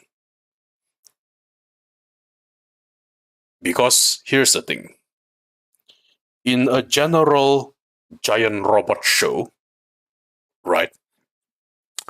Think of it like this. Giant robot show in the 90s and in the 80s, right? There are some vastly different components. Whereas, for example, when you started with Mazinger had a wing attachment which could be sold separately. But I have been browsing a lot of 1980s toys on the internet and found the earliest Mazinger toys, right? And they don't have the wing attachment, the red wings necessarily in the first series. I think at some point the kids just wanted to fling around with a Mazinger toy, and that's about it, right? This would go on for several iterations for giant robot toy sales in Japan. After Mazinger, there is Grandizer, there is Daimos, Yusha Robo Raidin, Rider G7, Daitan 3. All of them belong in the category of 80s giant robots. And the toy sales for them really have just been the robot and the accessories, which came in the array of weapons, right? That the robots can do. That's why they are called super robots, because they are capable of doing things that are beyond your imagination. Like, you know how Mazinger can breathe a whole dollop of hurricane from the grills of his mouth. And I think Combattler 5 was the one who dislodged a ginormous missile from his waist belt, followed by Foltest 5, who took the symbol of his chest, which then extends to become a sword. Those are technologically impossible on Earth, even during this day. In my case, for example, you know, this, where is it? My left arm, it's possible. My left arm is a rocket punch, right? But then you don't see those in Earth technology. So that's why when a giant robot can fire a rocket punch from his arm, that's the it coins the term of super robot, which is different from real robot. When Gundam first came along, I believe the first time Gundam came to be is in 1987. I believe. I forgot, but I think so. There you go. Hey, welcome. I see it's your first time. Welcome. But yeah, somewhere around the 90s, toy sellers figured that why only sell one giant robot when you can sell multiple giant robots from the same show? So it begins the introduction of sometimes a robot that isn't part of the main robot. Like, for example, in the storytelling, yes, a little bit. Storytelling and working. I am currently working on work, and I'm also telling the history of giant robot and toy sales. So at some point, I believe, right, this is probably what happened with the earlier Yusha or Brave series. Yeah. So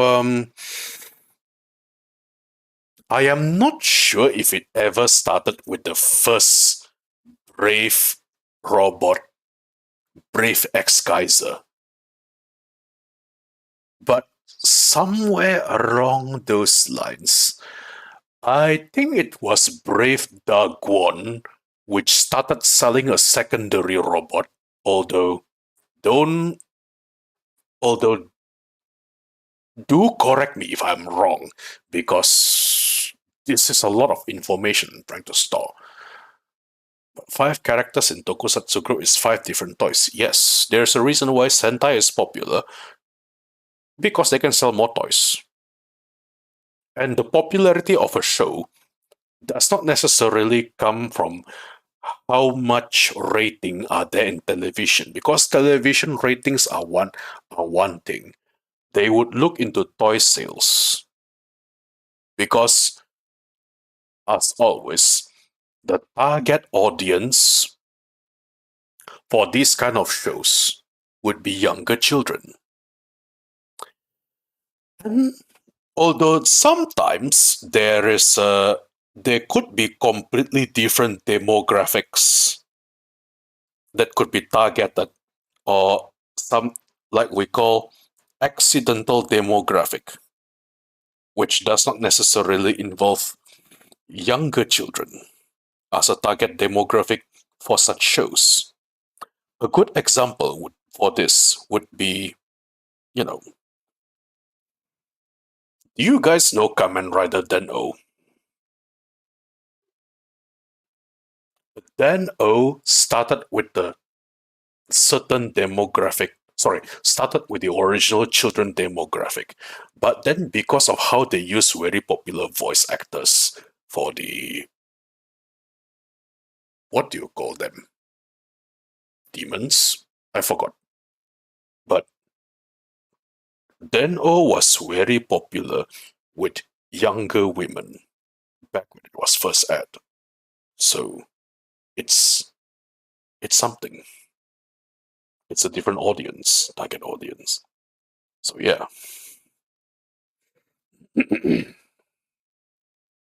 There is something to be think of as well.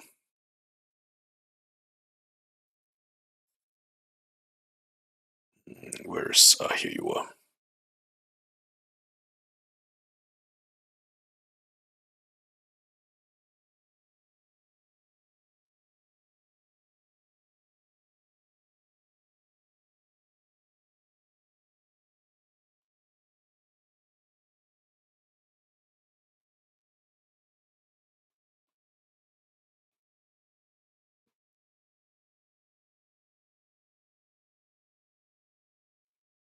And when it comes to might gain, there was a massive complaint from Japanese parents because might gain introduces a lot of characters in the series. Like, there are so many train robots that you can come up with.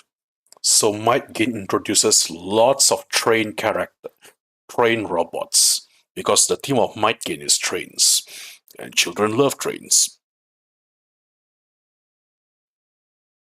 But because there was just so many robot teams in might gain, parents actually started complaining. So from that day on, I think, was it Toei who produced Brave series? Yeah, I think so. The toy makers toned down their, you know,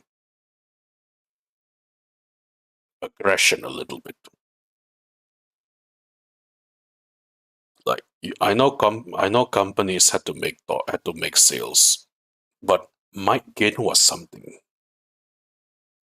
where it actually got parents complaining about the amount of toys might gain is producing. Because I can't even keep track of the characters in might gain. I thought that was it. After might gain, and then might Kaiser.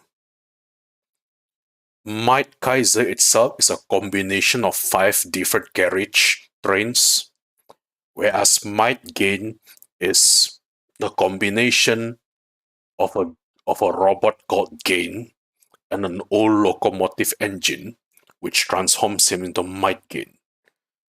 After that, they introduced Might Kaiser, which is a combination of 5 train carriages into a single giant Might Kaiser, which is the same class as Might Gain. And then Might Gain and Might Kaiser would combine together to become Great Might Gain. And I thought it will end there as I was watching Might Gain. But no, it doesn't end there. No, oh dear God, no. They introduced, I think, at least 3 or 4 more robotic train teams, which even made me raise eyebrows. How would the toy sales be back then? While I was watching it.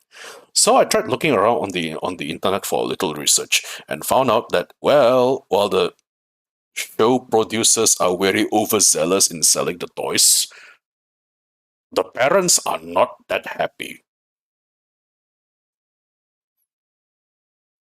Yeah. So I think you can imagine the situation.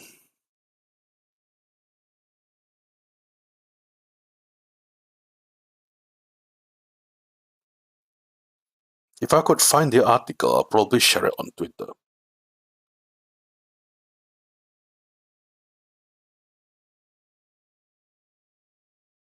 But yeah, there was once such a story.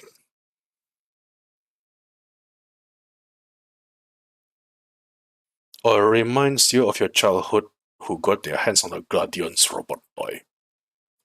Ho ho ho ho. My first giant robot toy actually has nothing to do with Yusha at all. It was what is the name of the giant robot which appears in Die Ranger? That one. That would be my first giant robot toy. While I bought the Saban's version, which is English one, so I think they call it Thunder Megazord or something. But I do not remember the name of the Japanese one. I'm afraid. You know, we got the American adaptation ones instead.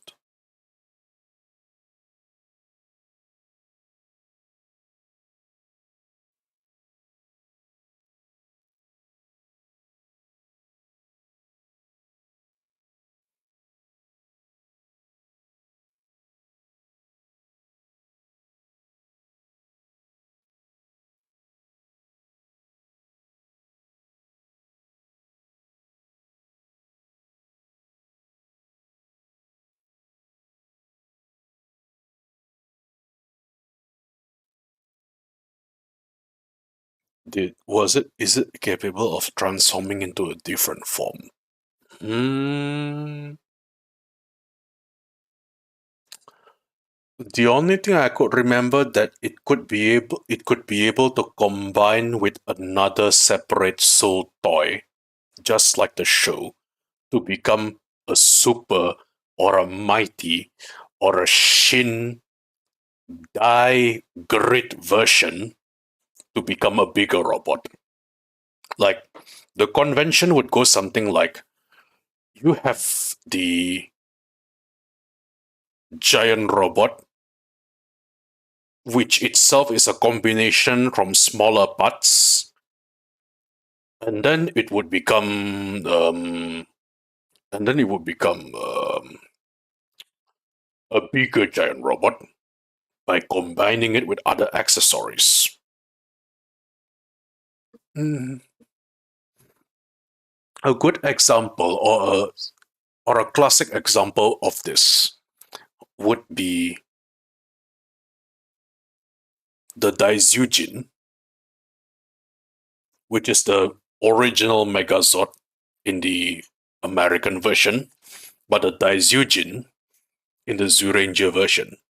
I know the Daizujin can start as a heavy weapons platform in the beginning of the series before it could stand up to walk on 2 feet and becoming the Daizujin. And from there, the Daizujin could ride on top of this mechanical giant turtle whose name I forgot as well to become something great Daizujin, you know, big, excellent, super mighty, overloaded, strong, lots of weapons version with the power of combination. Yeah.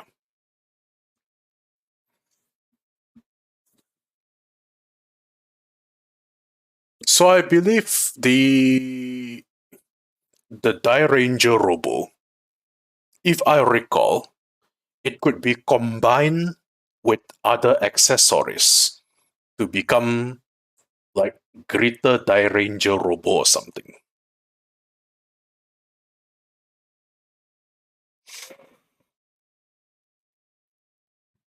Or was it Die Ranger who actually obtained another machine which becomes a...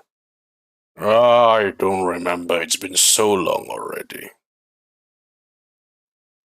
It's been so long.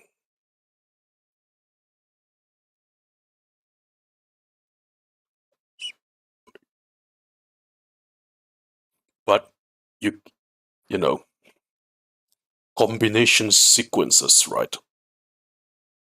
For me, it never gets old regardless of the source material.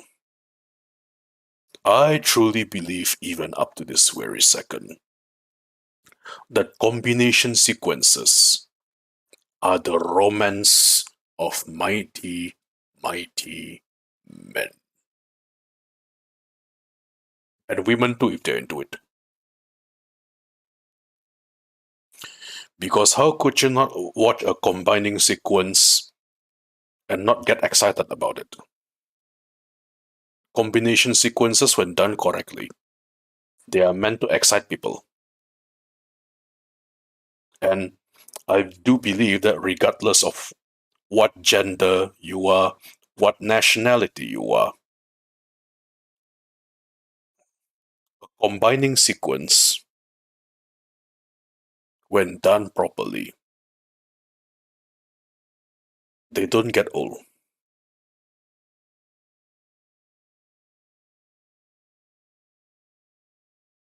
Even amongst people who do not understand giant robot shows. But when I had moments where I was talking to somebody who didn't get the appeal of giant robot shows, but whenever he watches one with his children and he saw them combine, he says he gets a blood rush, like something awakens in him. And he thought there's something wrong with him. So I just told him, no. It just means even though if he becomes a father and watches giant robot with his children, the idea of combining giant robots, which sends your blood into overdrive, and you want to see the bad guys get clobbered, it's for everybody. It will never get old.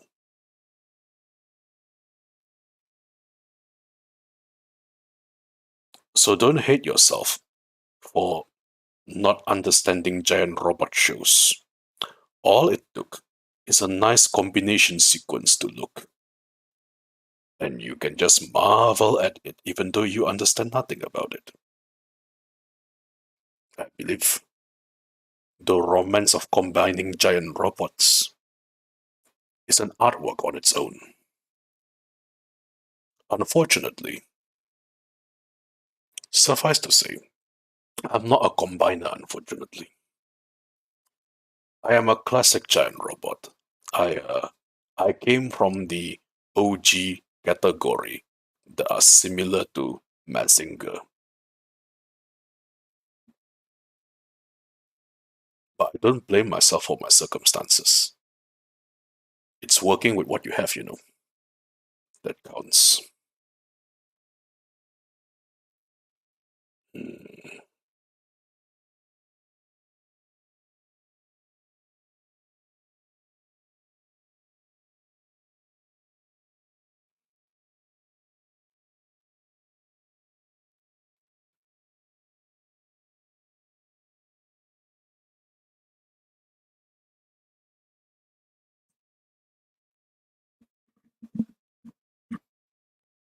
No plot twist plan?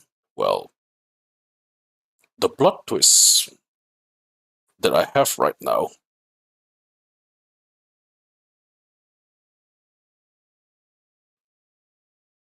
is that I am not 100% cybernetics. I am 80 or 90% cybernetic.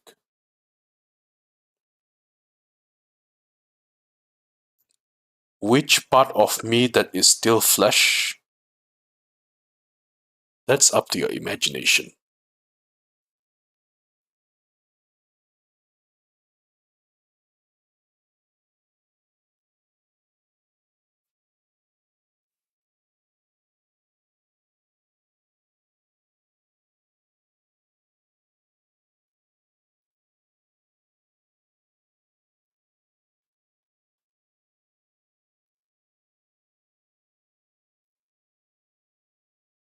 Since you guys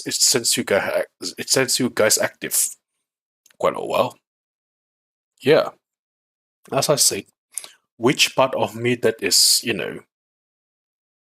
that is still flesh, and which part of me that are 90% cybernetics, I will leave it to your imaginations. I don't want to elaborate further.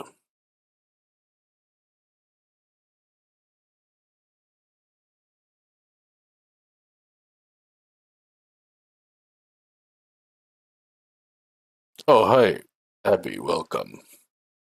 I see that you have made a YouTube account just to speak here. That's very nice of you.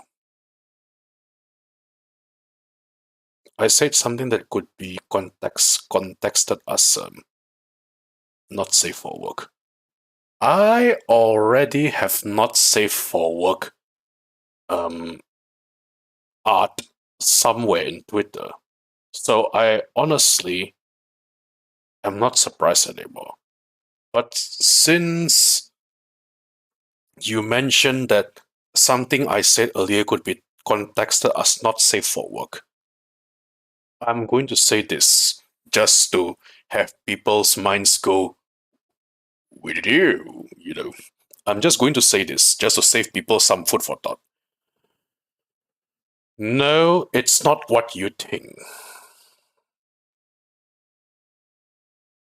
Yeah, we'll leave it at that.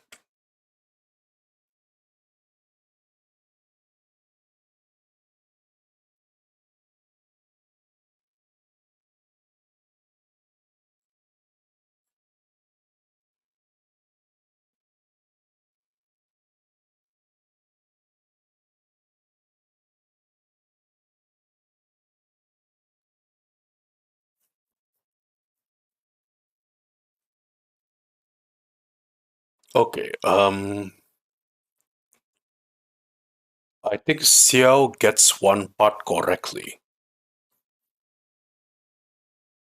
My heart is a hybrid one. There's both there are flesh parts and how do I describe this? Within my heart, right?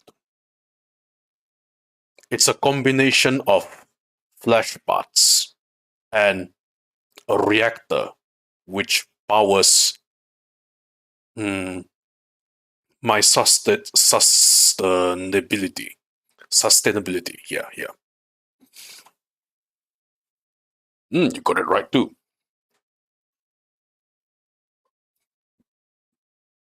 The brain, yes, the brain.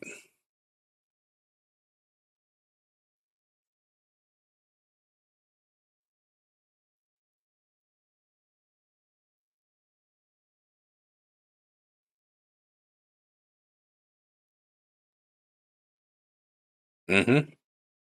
I did. I did.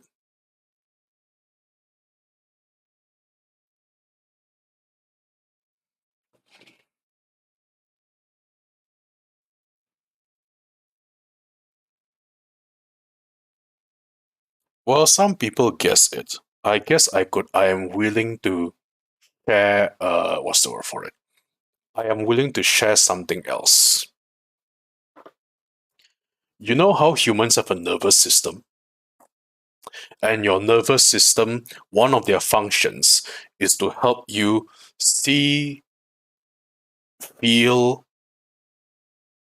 and experience, amongst other things. And It's not just humans, it's also animals. You have some sort of an inbuilt nervous system. So, in a way, so does beings from outer space. Regardless of what race we are, we have some form of nervous system.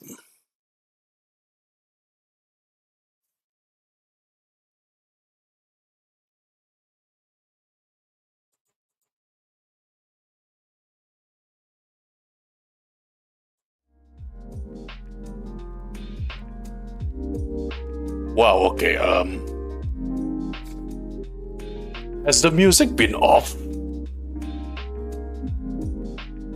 I was looking at my OBS and I realized some parts of the audio are not turned on. Has the music been off?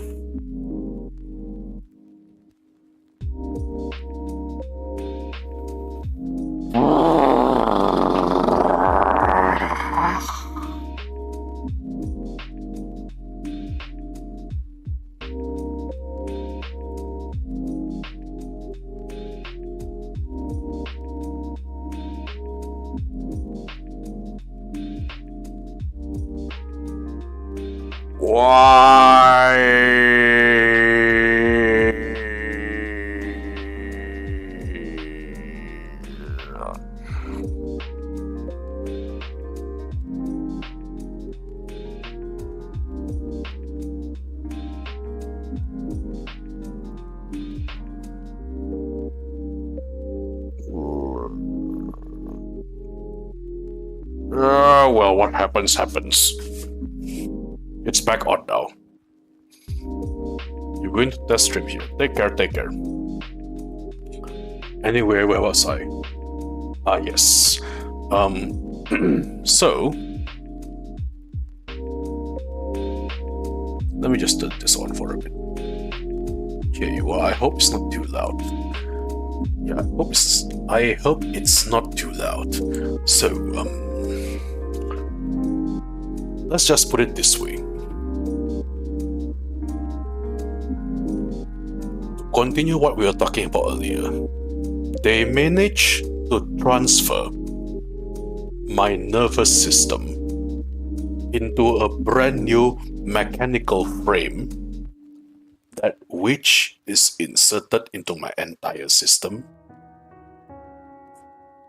which turns me into this giant super robot.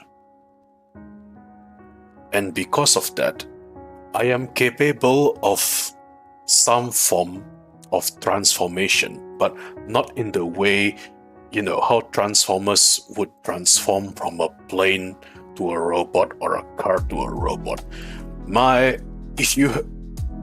To explain my transformation a little bit, right? If you ever watch Fairy Tail or read Fairy Tail, and you know the leader of Fairy Tail, the Elder Makarov, during the early seasons of Fairy Tail, and Makarov's magic is called giantification magic. In same way, the technology of my homeworld allows me to grow from human size into giant robot size. So I start off walking on lands somewhere around, 8 or 9 feet tall.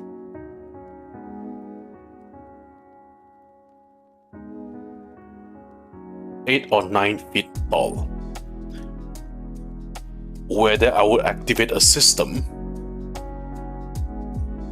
from the panels of my arms, and I would grow larger into Mazinger or Gundam size. Mazinger size. I would grow larger to become Mazinger size. And that's my own giant robot sequence. I believe the first one who used that was Ultraman. But we have technologies which... mine is a one-of-a-kind technology back in my homeworld though. Because the process of managing to find materials that would grow along with your, with your input sequence is a tedious process. That's also why my element is gold, and it works together with this entire scientification shenanigans as well. Because if you have ever learned in chemistry class, gold is it is a noble metal, it is also very malleable and can be shaped at will in room temperature. You can, in some way, stretch gold from, say, a small brick into a thin sheet. So using those properties, and with the gold trims you see all over my body like this, and the black parts of my armor being special military-grade secret reactive armor, which I will not describe here, combined with the gold trims, when I grow larger, my armor grows with me. And the nervous system being put into my mainframe kind of helps with the process, so I could feel the entire body growing larger in a natural way. After I input the sequence to make myself bigger. And there you have it. It's a one-of-a-kind technology from my homeworld. And because I come from the gold family, the mercantile family of my homeworld, right? We can afford it, in a way. Speaking of transformation, consider a transformation sequence giant robot tier list one day.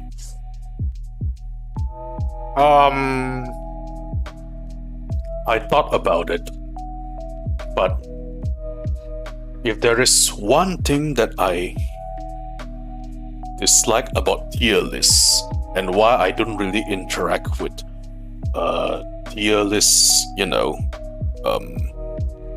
why I don't ever interact or get a tier list thing up, was because tier lists have a potential of being misleading. And also, it could be biased as well.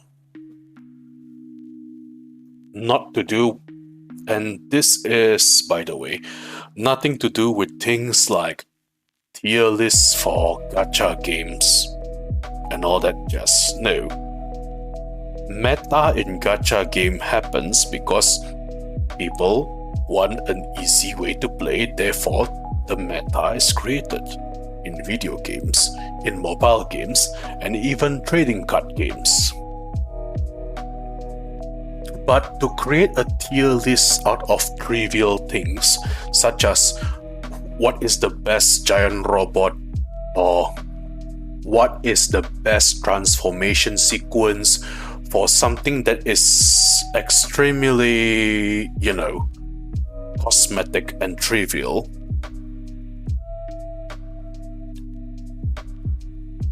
while I do have my personal favorites and personal A or B tier, like, it could be the potential to rustle the jimmies of people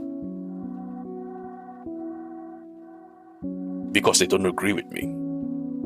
Like, I know a robot show called Sabangle,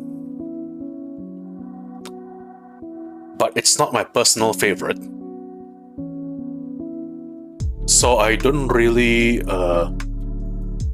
I didn't continue watching Sabangle, even though it's part of my watch list, because Sabangle is not my favorite.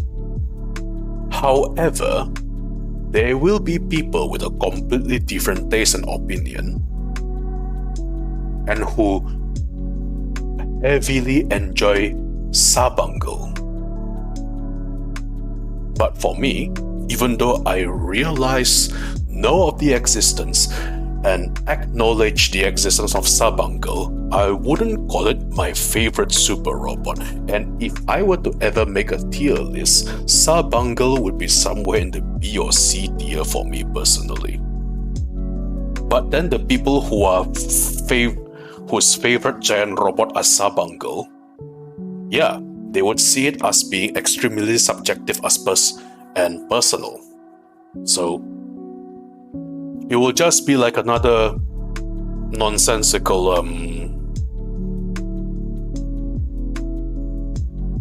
Watch Mojo tier list. So because I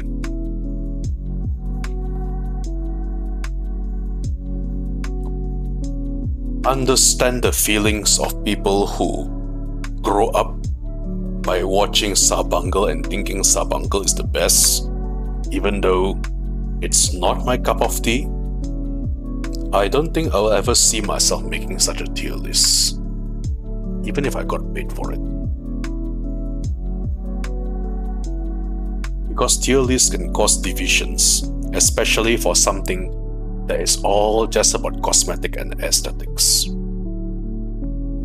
Tier lists for games, on the other hand, is a completely different subject. People are always going to want to find the best weapons, the best character, like the best character in Genshin Impact or Tower of Fantasy, for example. Hell, there's even a tier list for Super Robo Wars, the game, even though I think it's completely unnecessary, because Super Robo Wars is one of those games where even your favorite giant robot has the potential to become kick-ass as long as you invested enough into it. Like, I saw a video of a Super Robo Wars 30 where this is not a popular robot in today's 2020 scene, but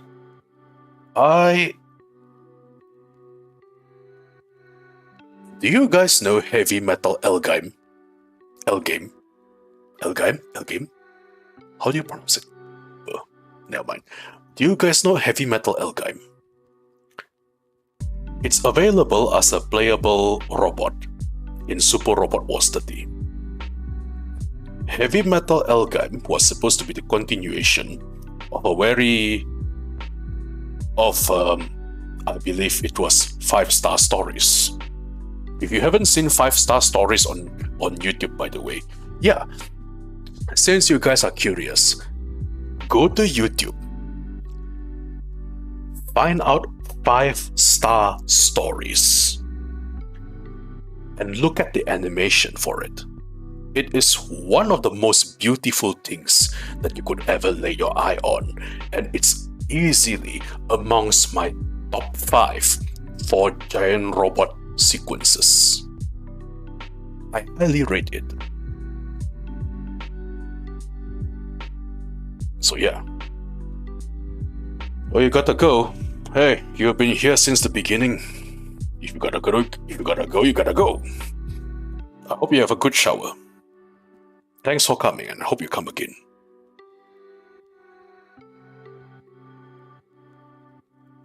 Yeah, if you're a fan of giant robot, look at 5-Star Stories.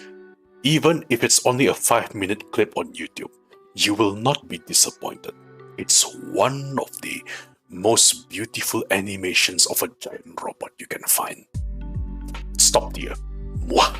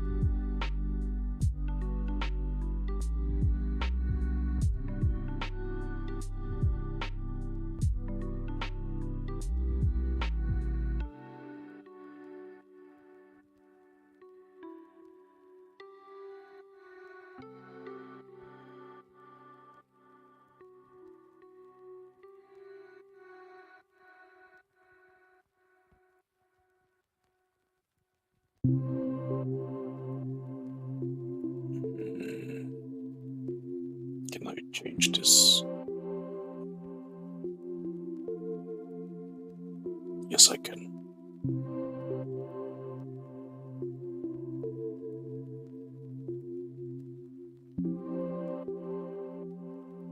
Oh yeah, that looks good.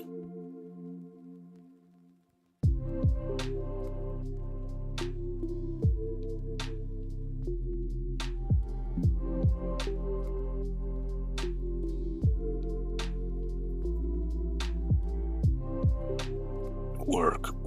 At least I can make this look good.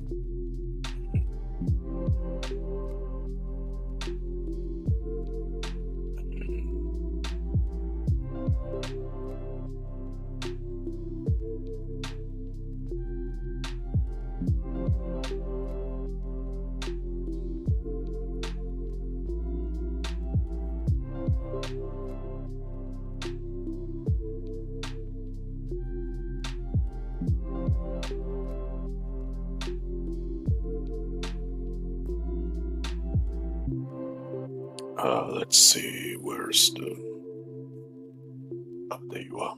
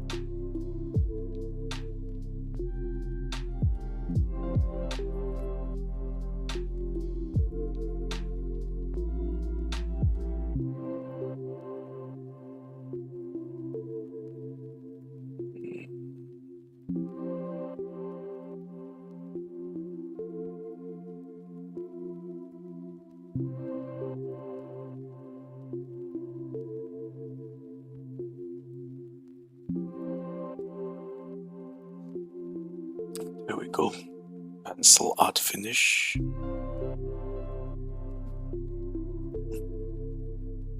Now I can move to this.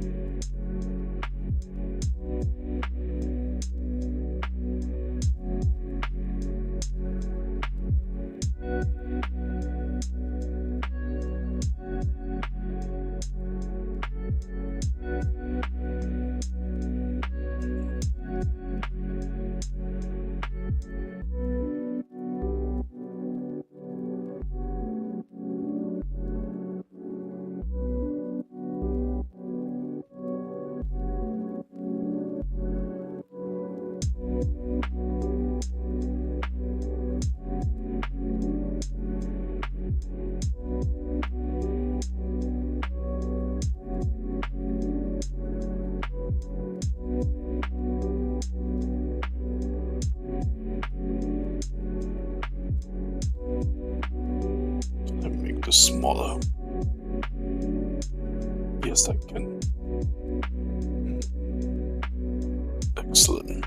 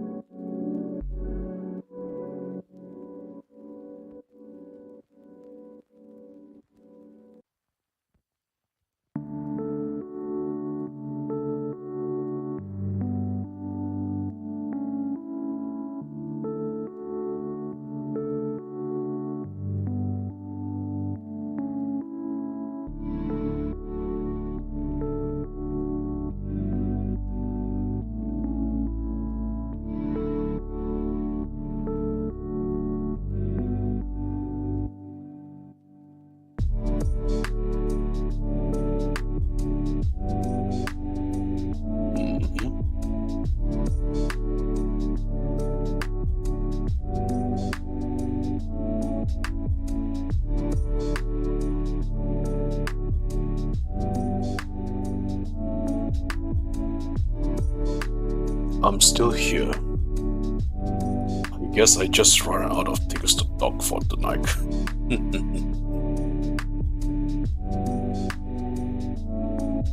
Because I'm currently engrossed in this piece of work.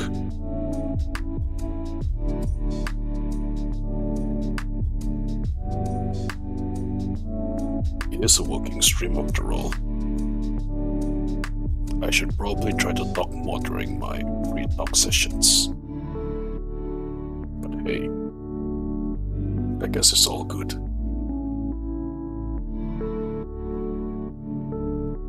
Oh hey, welcome. Are you still doing your homework? Nice.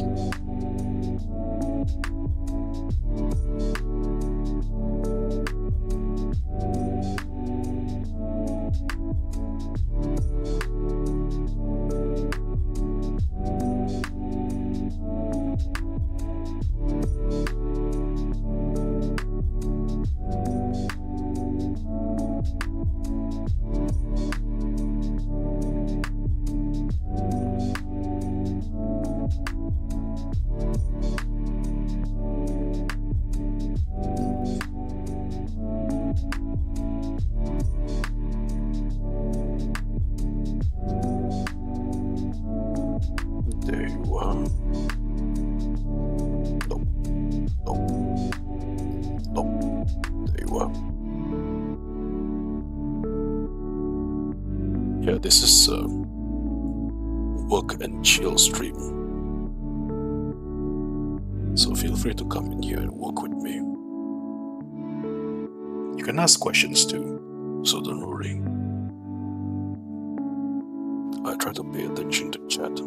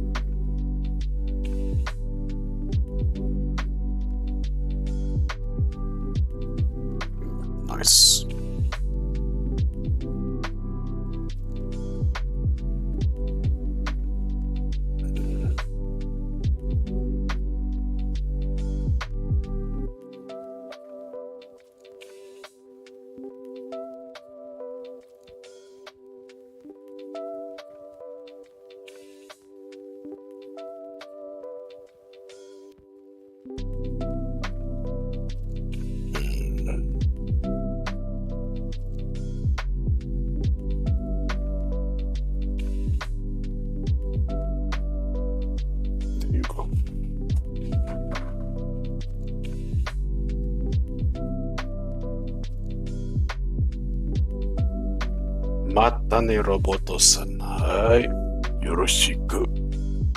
じゃあ、お疲れ様。Do I plan on doing some karaoke stream in the future?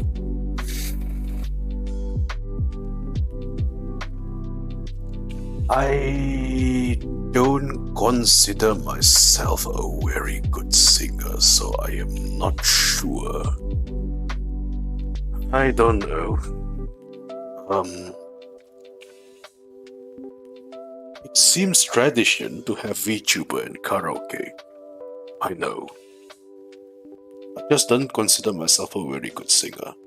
You know what I mean? Yeah, have a nice day. Don't forget to like and subscribe. Tell your friends about me.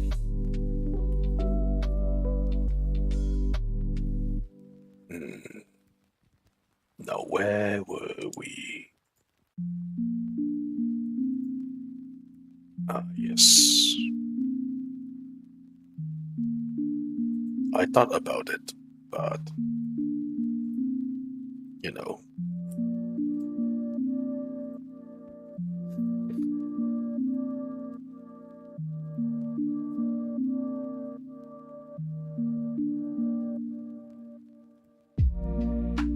I'm not sure. Perhaps I should do it in order to boost viewership, in a way. I could, but I don't consider myself a good singer. So I have no idea if people want to come in and listen to me do it anyway.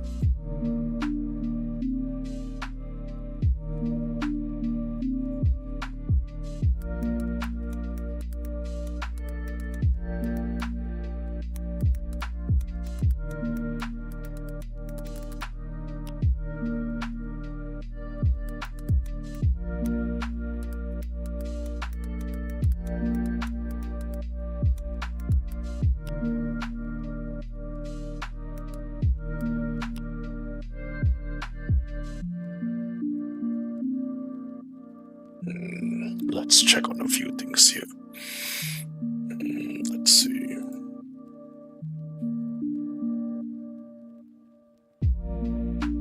Oh! Welcome, Iski. Welcome. What kind of song do I usually sing?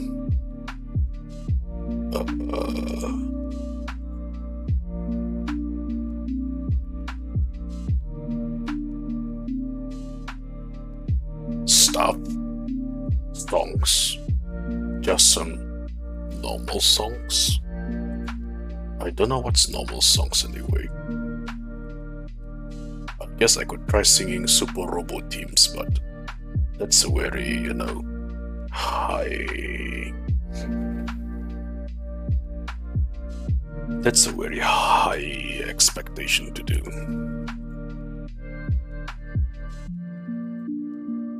But yeah.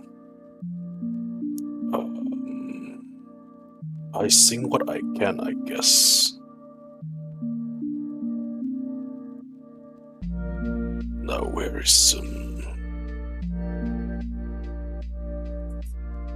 Okay, here you are.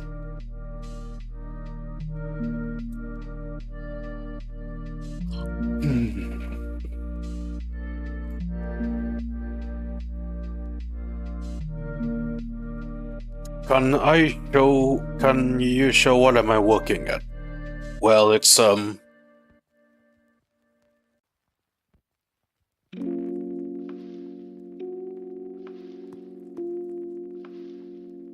on, let me just do this.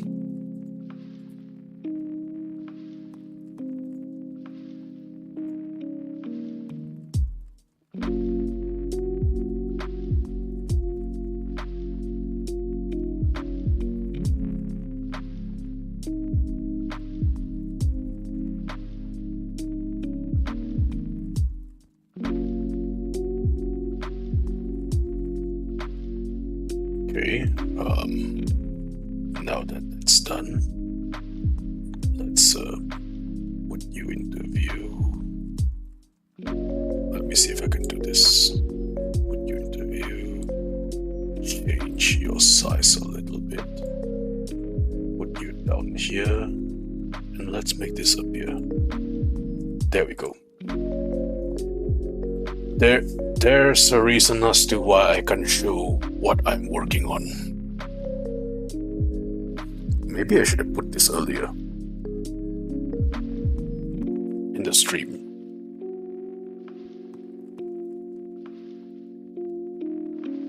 There's a reason why I cannot show my work exactly, but there you go.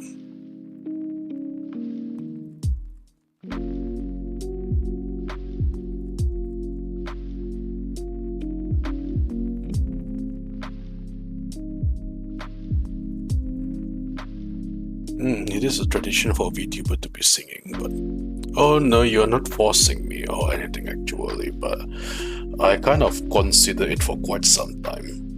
I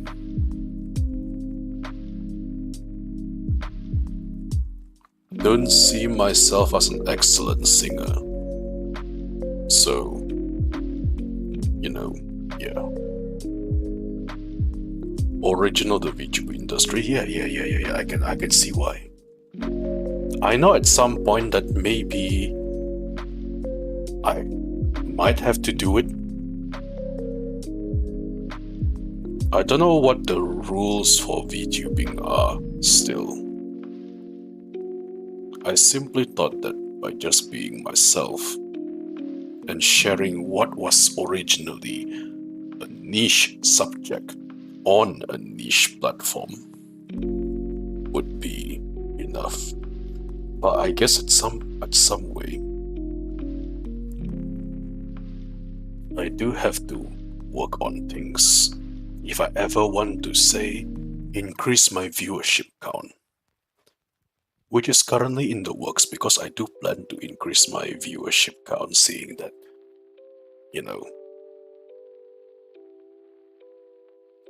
I believe it's time for an expansion, But I just have to do it very carefully. I've heard stories of VTubers building the wrong crowd, and when they find a public figure with very hot takes, they tend to follow those public figures not because of who they are, but because they like those rebellious hot take stuff.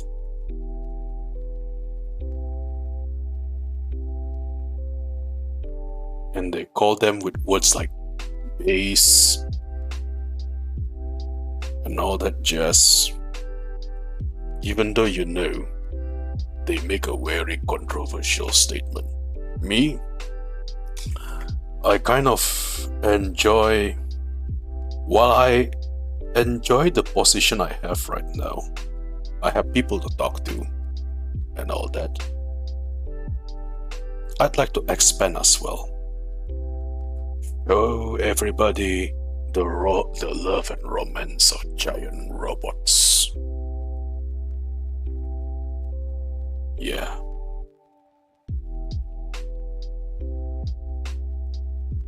That would be quite something, wouldn't it?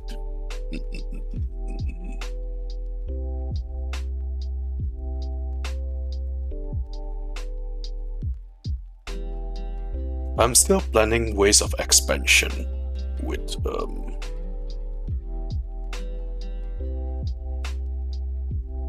my advisors. We had ideas already. I am experimenting with YouTube shorts. So there's that.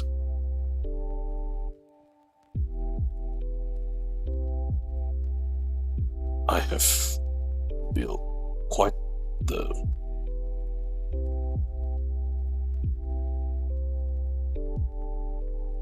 circle behind the scenes.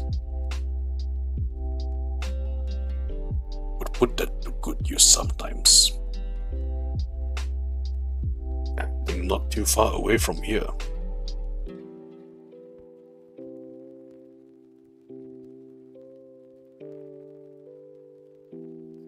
At the end of the month, I think I might possibly have my first collab.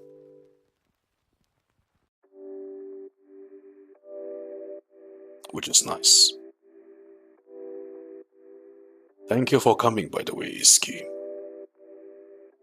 Iski is one of my free company members. Not free company members because I'm not the leader of the free company. He is one of my free company mates. It's nice to see support from you.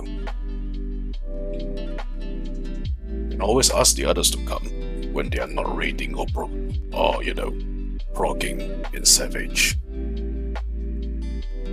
I haven't got a Savage static myself because I am, most of the time I think I am just black tired and I forgot to ask, raid and stuff. Man.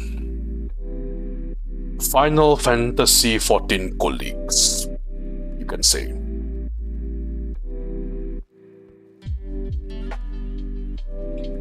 Collab, yeah. It's still in a hush-hush, but it's a possibility. I enjoy the idea of collabs, but probably not in the first month I was thinking of my YouTubing career, because I wanted to build a fan base first.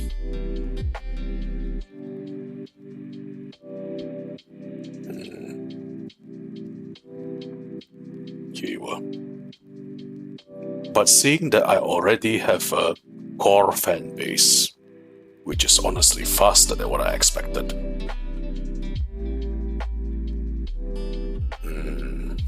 I think it's a good time for collab already, although there is something that is slightly concerning on my side of the stuff. For example, I have officially reached 900 followers on Twitter. It sounds good on paper until you realize that I have not even reached 350 subscribers on YouTube. By that logic, I have become a Vtubers, which is not something I really wanted. But I guess what happens.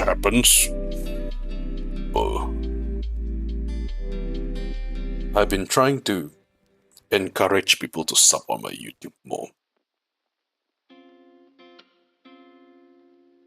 But alas, it takes time. But alas, I guess for the time being, I'm still a Vtubers instead of a Vtuber. Yes, you found me through Twitter, but at what cost though?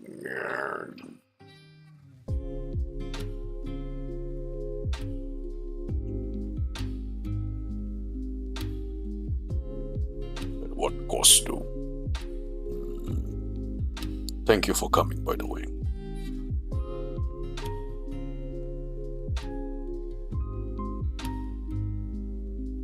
Go balance.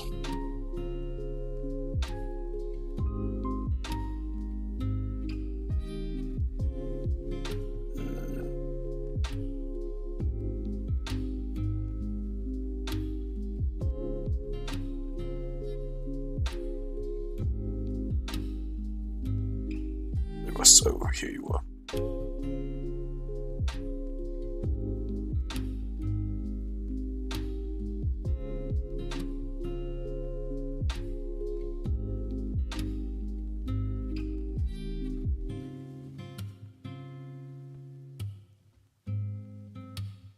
This is harder than what I think.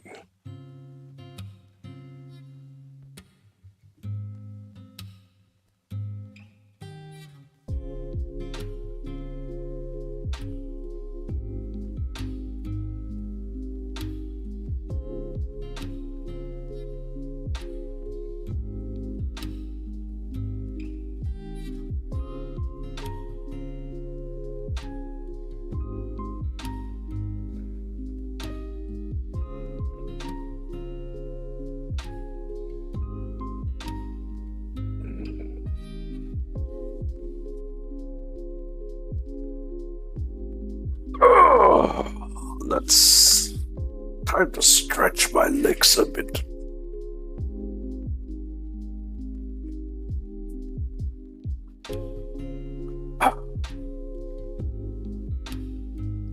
Where's my drink?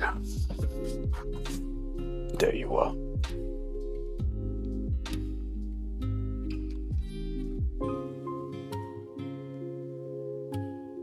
You'll sup eventually.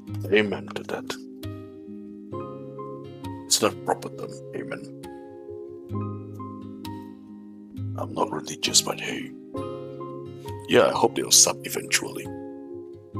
Which is be very nice. Where's... Here you are.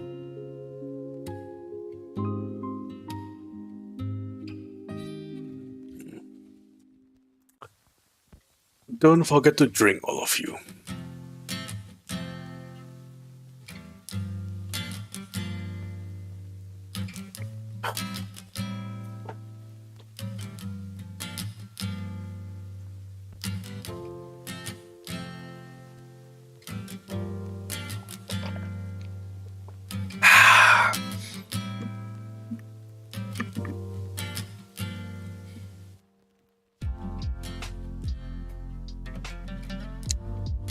All right, let's see.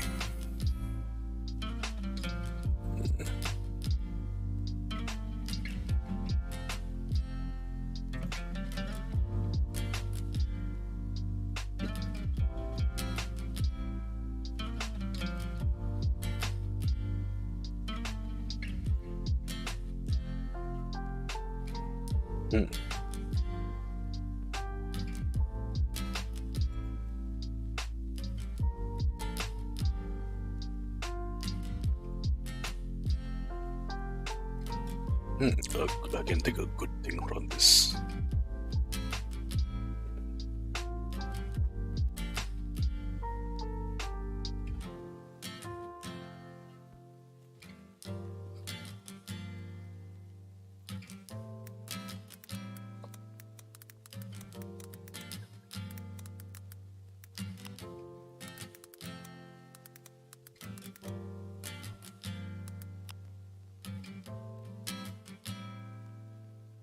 Where's the... There you are.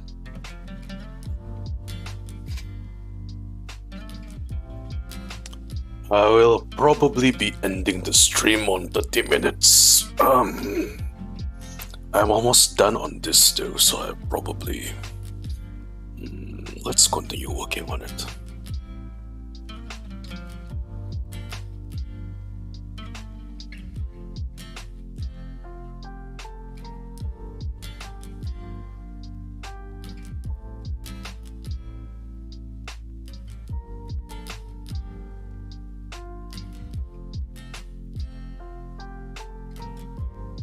Oops, wrong one.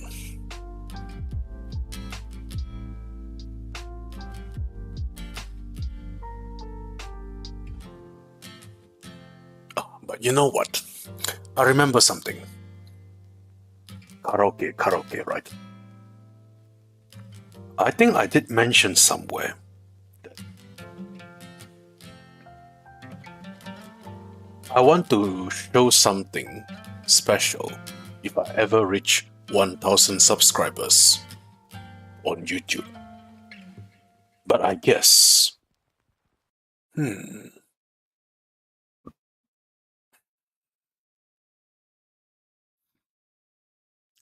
guess... we can have a...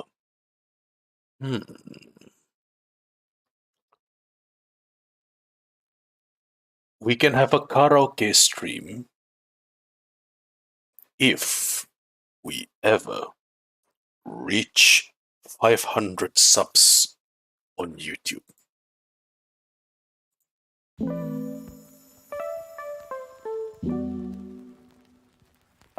Yeah, let's do that.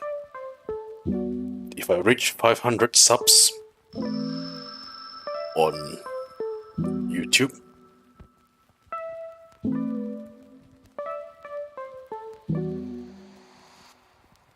let's have a karaoke stream.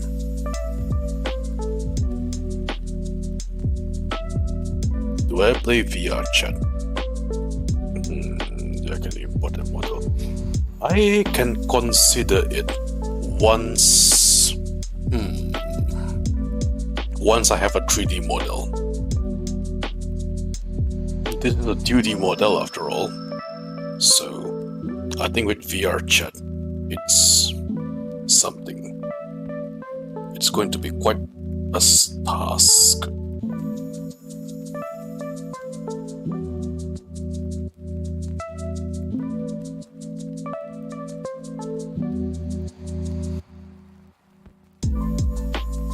Speaking of which,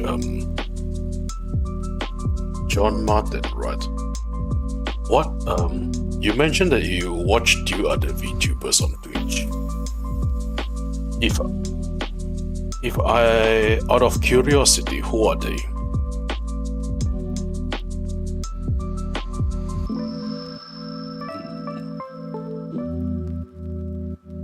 Just curious, mind you.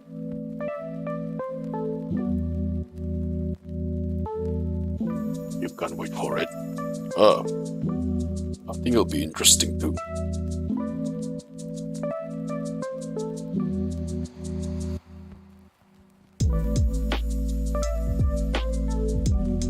Matsuda, Oni, and illustration. And they are both Robo VTubers. Oh, I should check them out.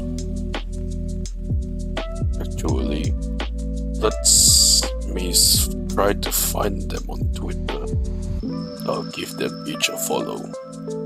Give me a moment. Let me just finish this. Here you go. Okay.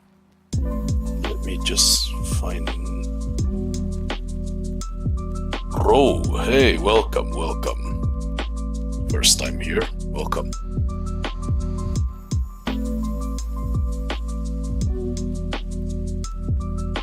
Okay, let me just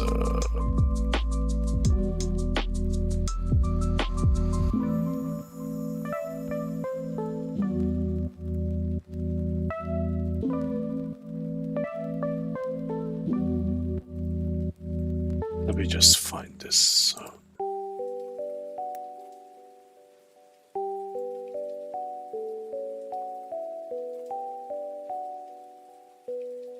Oh.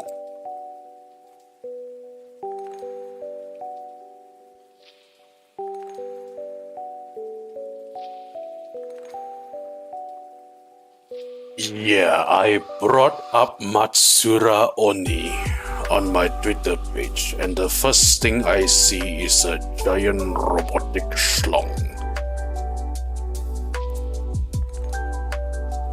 Not safe for work artist, alright? And it appears he follows me. I'll give him a follow back.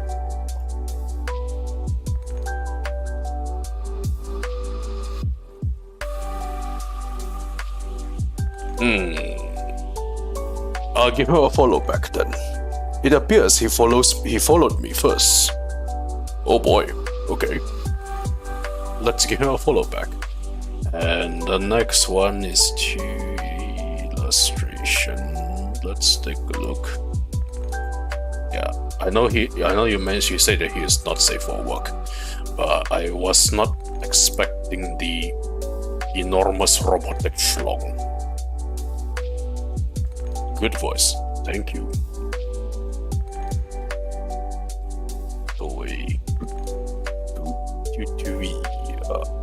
I see. Alright, let's give him a follow as well. Okay, there you go.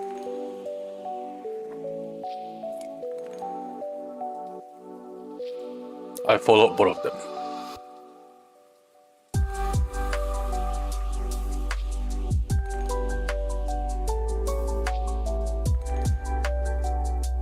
Nice.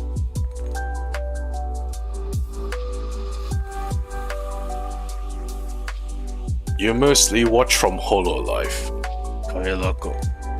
Kyla has a very nice vibe to her. I do enjoy her wild stream as well, which is nice. Nice, I'm telling you, nice. Aside from Kyla, do you watch any other Hololive girls or Holostars? Curious. I would tell my favorites in here. If you are curious, I can tell my favorites between Hololive and Niji-sanji. While I enjoy watching and listening to all of them, and I remember Niji-sanji Vtubers just the way I remember Pokemon, I do have my personal preferences, of course. So, if you have any other girls you are watching in Holo ID, I'm going to assume that Kyla is your personal favorite. When it comes to Holo ID, when it comes to Holo ID, I originally it was just Muna for me. I was really attracted to her design and also her moon-based stuff. But then the others grow on me as well. So I guess, hey, nothing wrong with watching more than one. And then from there, but I didn't know Hololive had an Indonesian branch until until 2 months after they debuted. 2 months after they debuted, I found them on Facebook first. I still remember when they have less than a few hundred watchers. But in 2 years, I guess times change. Always lovely.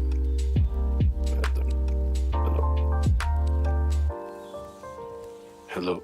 Oh, hello. Welcome.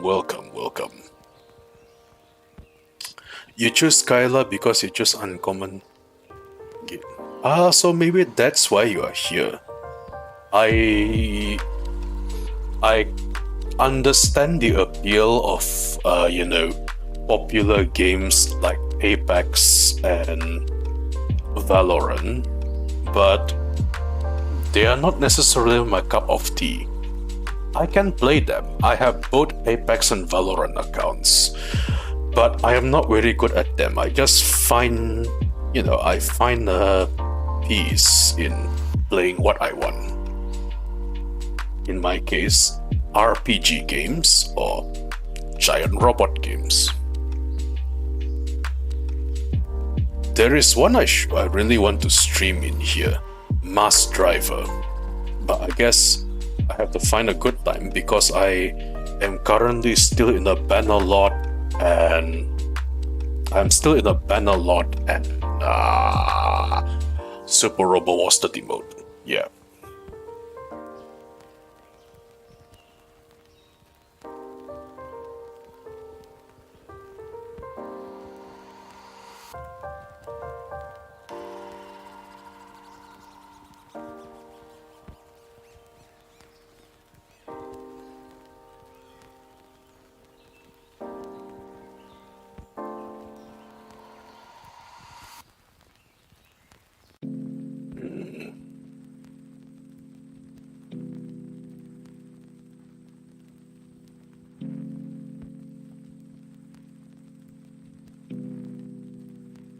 Here you are.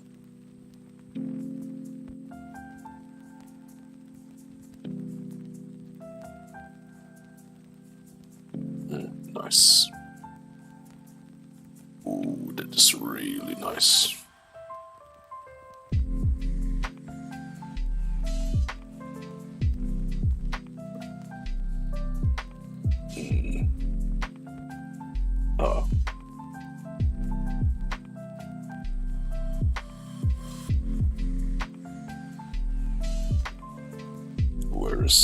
There you are.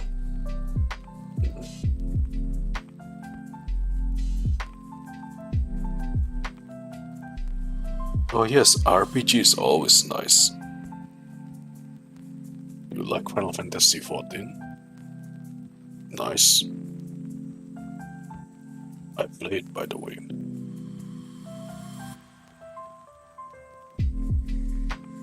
It has been a very enjoyable experience. I have witnessed the end of Endwalker, and the entire journey was very worth it. It was a huge story in the making. Man. What an ending, honestly.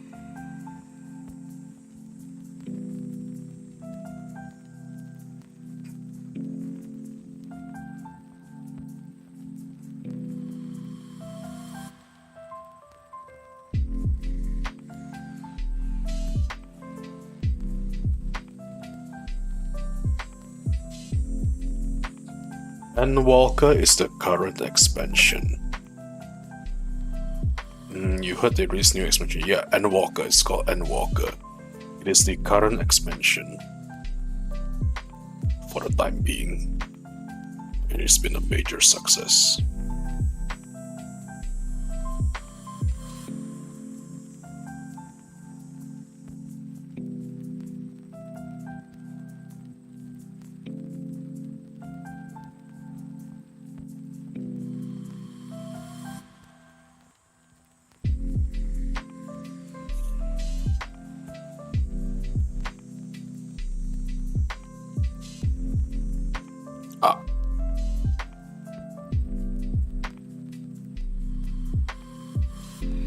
Buried Memory is a patch.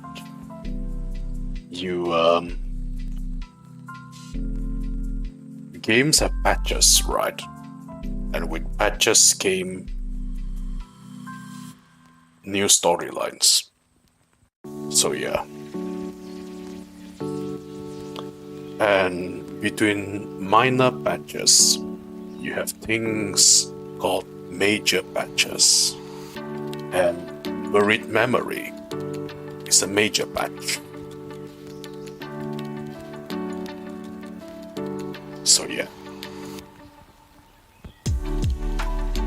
It introduces a new raid, a new activity, new PvP-centric stuff.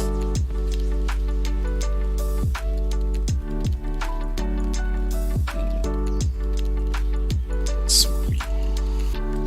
Give me a moment. There you go. Excellent. But yeah, Buried Memory is a patch.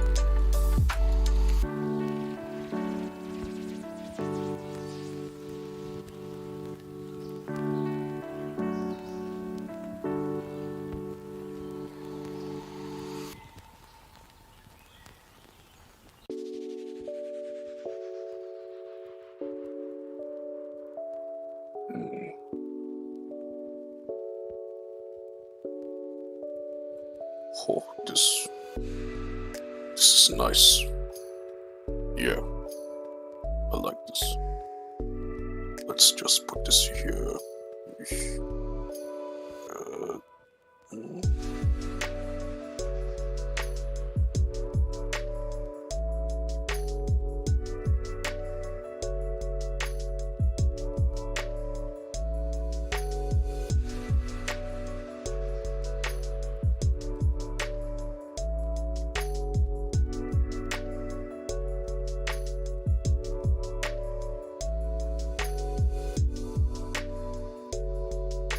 There you are.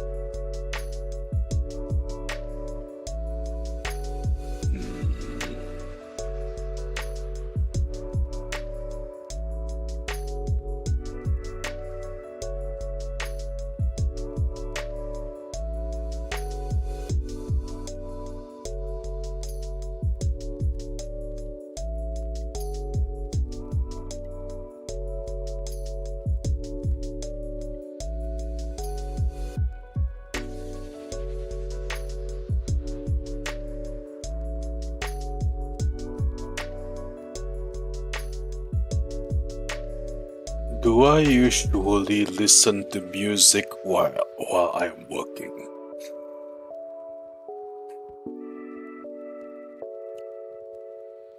Here is something funny. I don't. Okay, story time, I guess, because since you ask. No, I don't usually listen to music while I'm working. I prefer, actually, to be able to just be myself with no music if I am working alone. But I'm starting to find the appeal nowadays. Like, for example, this lo-fi playlist, right? I normally don't even listen to lo-fi playlists when I'm studying. But at the same time,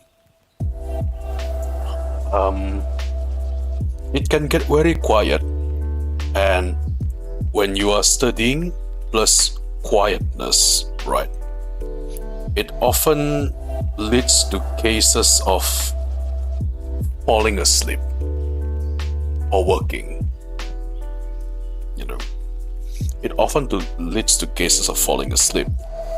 So I believe it was during the VTuber boom itself where I started listening to VTubers while working. And let's just say that they have been a great blessing in this world.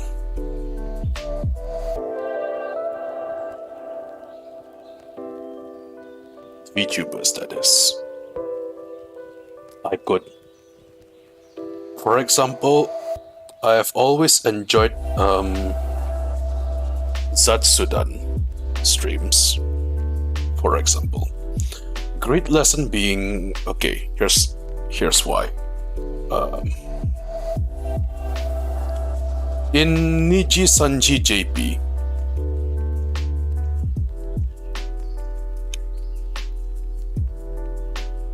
there are some VTubers who do a lot of free talk, or in their language, Zatsudan streams. Right. So while they are speaking Japanese, the lesson I can get from them is I listen to the way they speak Japanese. So I would understand how a Japanese native speaks, and in the end, I would implement it on the real life to myself. It has worked on numerous occasions, although in order to do that, I have to catch a Zatsudan or free chat stream. The people who often do free chat streams or Zatsudan streams in Niji JP,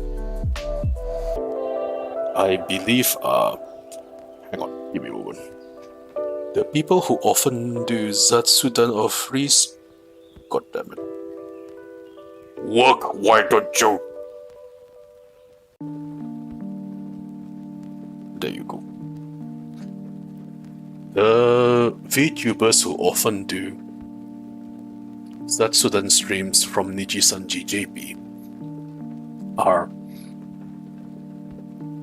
currently it's Inui Toko and Anji Katrina. Whenever they have a free talk or Zatsudan stream, I would always try to tune in, and that way I get to listen to them talk, which is nice.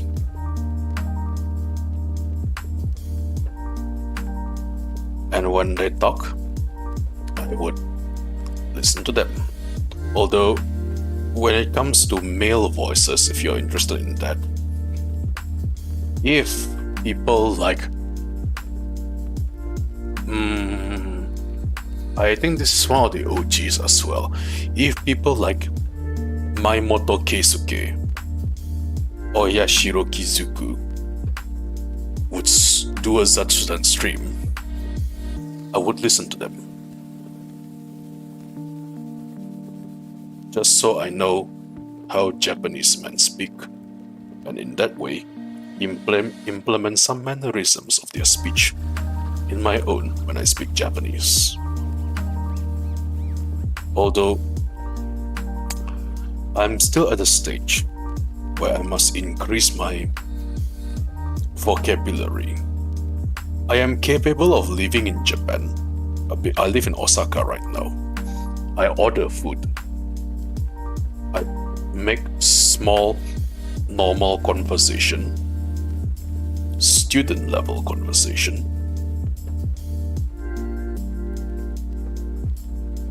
Purely by listening to the words and speech patterns. Occasionally, I get surprised by things that I don't understand or just forgot. But you know, all is fine once you figure out what to talk about. Yeah.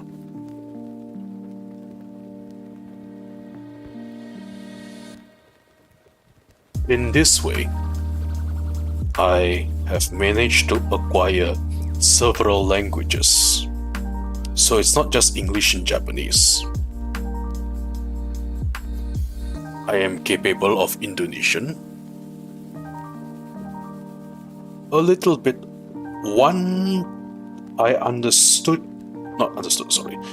understand one Chinese dialect, although I am incapable of using it to speak. I have the tutorials for it. I guess I have to pick it up somewhere.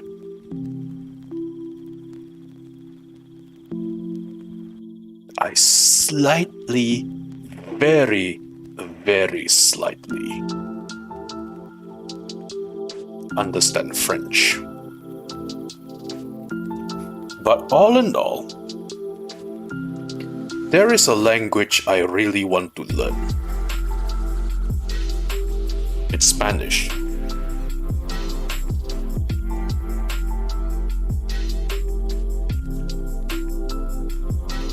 ¿De habla español? No. Because you see, before I debuted, I was somehow greeted by a bunch of extremely ecstatic Spanish speakers on Twitter. And I think they were hoping that they are very ecstatic. They are very ecstatic when they first saw my appearance on Twitter. So suddenly, I had a small Spanish fan base on Twitter. But I guess they are not here yet because I am still speaking in English, the universal language for everybody. One of these days, I wish to impress them by learning Spanish and just completely surprising them. You know, suddenly have a Spanish-speaking stream and just go, "Ay, caramba!" all over them.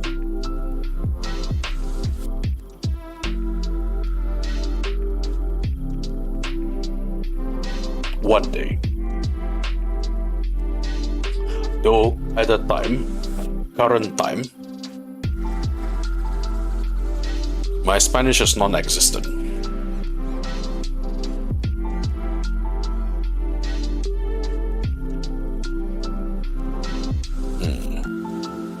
Nice. Alright, let's do this. So yeah, I think my earlier follower boost came from the Spanish fans. I would like to repay their kindness someday by talking with them.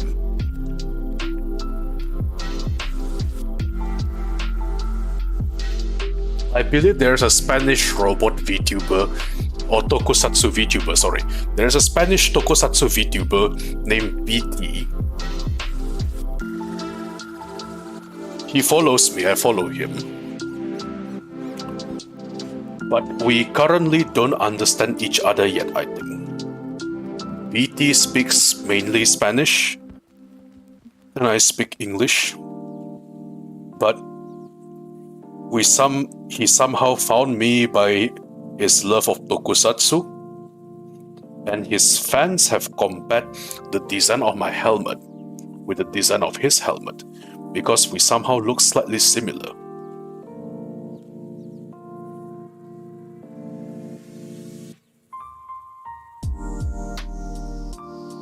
That Spanish language stream will come. That Spanish language stream will have to happen someday. I hope so. I'm doing this wrongly.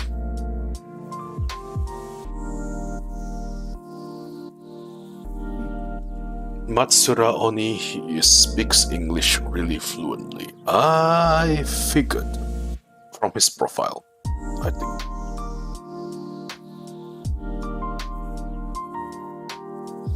It's a way, I believe, because I've also been made aware that there is a very huge following for giant robot fandom in either Spanish-speaking countries or Latin America.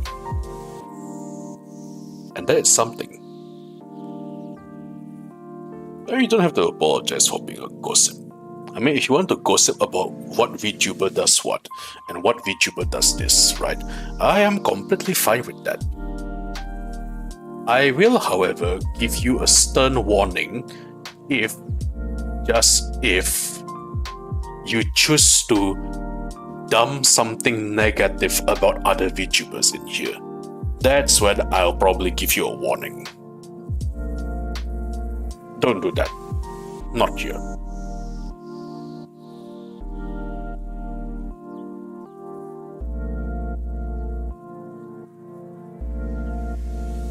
Yeah, so since I kind of earlier started talking about other VTubers already, so based on my rule in the description down below, you are free to talk about others as well.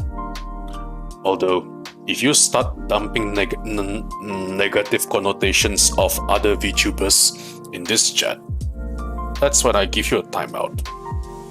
Don't do that here. Like, seriously. Yeah.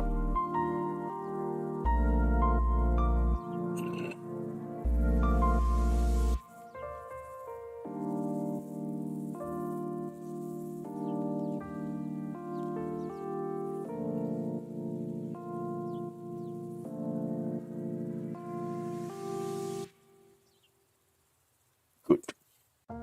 Excellent.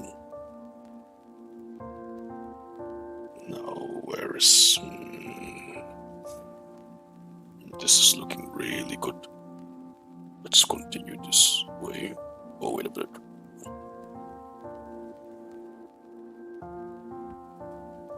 Ooh, nice.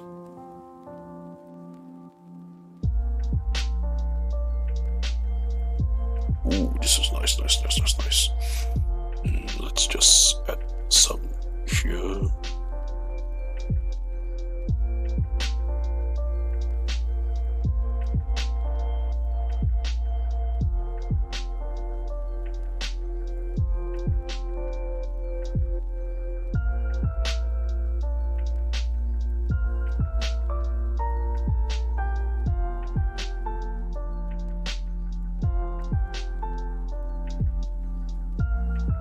Nice.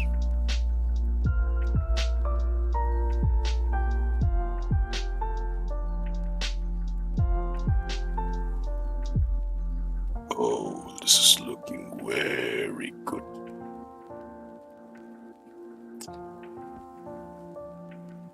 Man, is this why they keep on sending me paperwork? Because I'm good at it?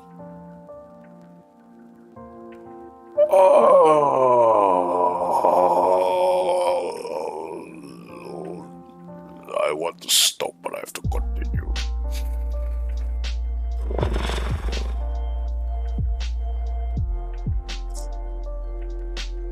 What time is it anyway? Oh dear me,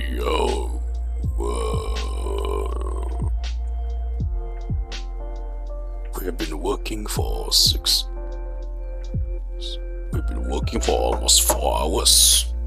Oh dear me.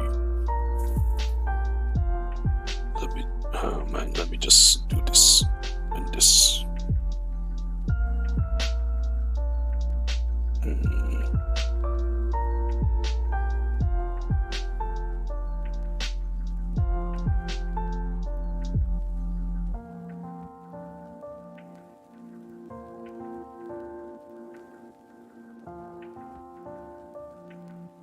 I have to erase this.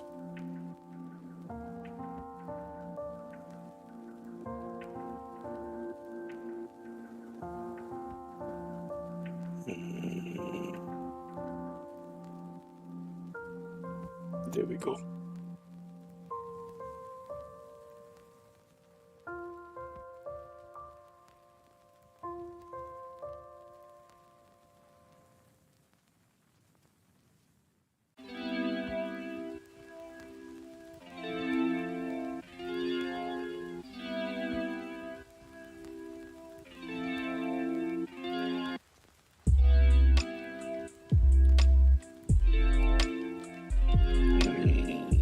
Let's add this here.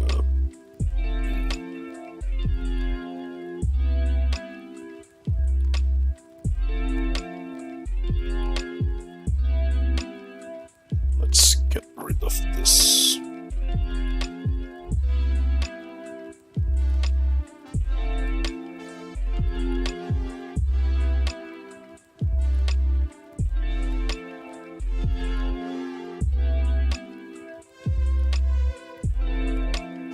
Okay, looking good. Maybe if I... Oh yeah, that's good. That's good.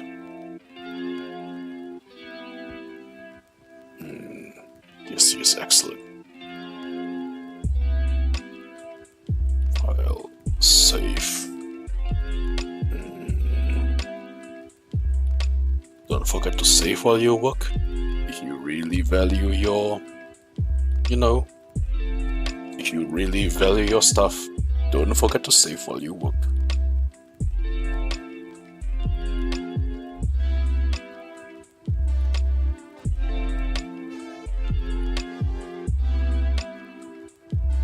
A mantra everybody should follow when you are doing work.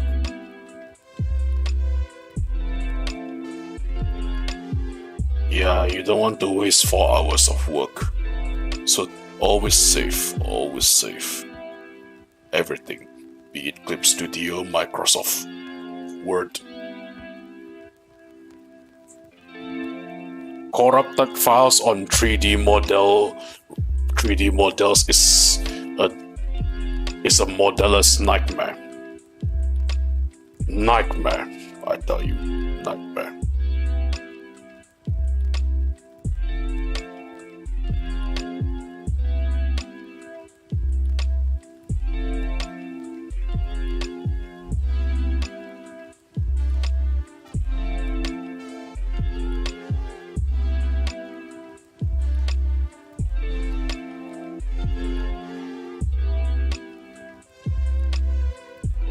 I know someone who had his work right. We are both in the same college on Earth back then.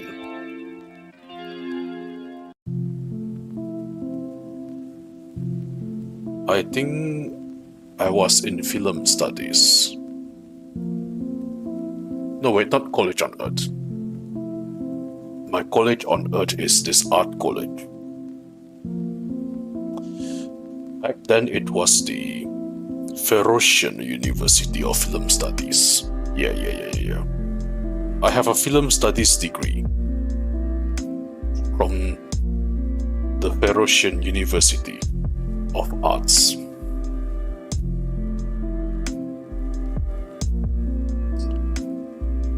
I had a friend who was doing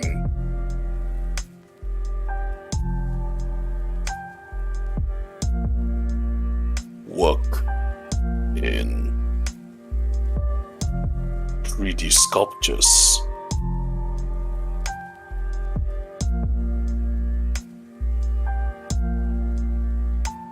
I studied art. Well, how do I put this?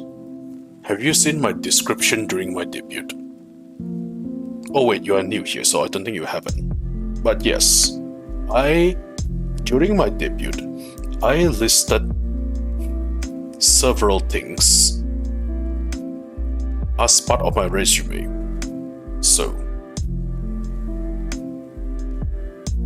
I put there that, no, it's fine, I forgot that you are new here, so I put there, right, that I am a galactic hero, a general, a war breaker, an art student. So that's something that could be a meme. I am galactic hero, general of a knightly order from my homeworld, war breaker, and art student. So that could be a meme in a way, if you know what I mean.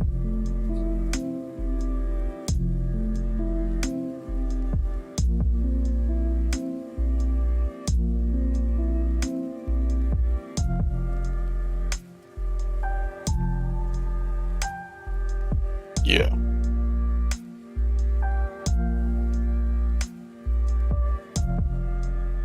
I am currently still studying art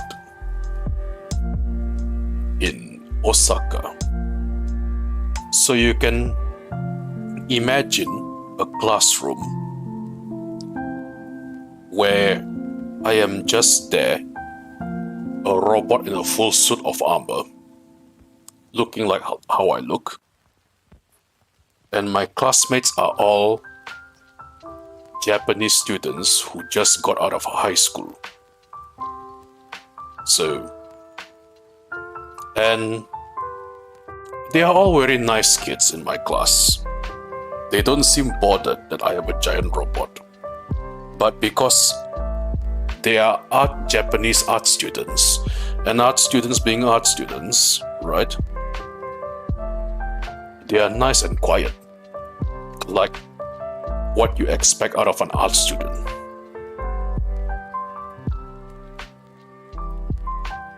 So yeah, but yeah, before I study art, I study films. One of my favorite pastimes is script writing. So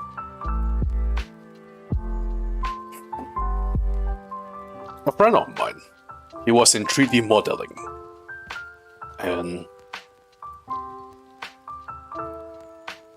he did this wonderful thing, sculpture in, I believe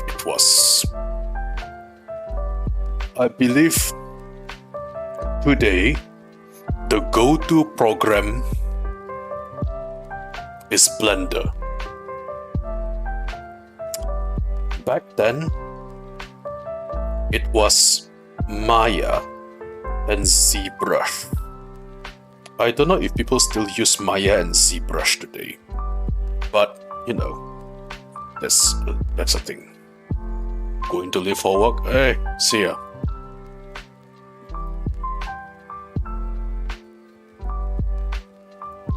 But yeah, so one day he had to submit an assignment, and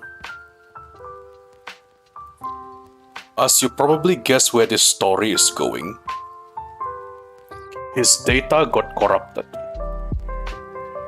But it wasn't corrupted by his own hardware. Apparently,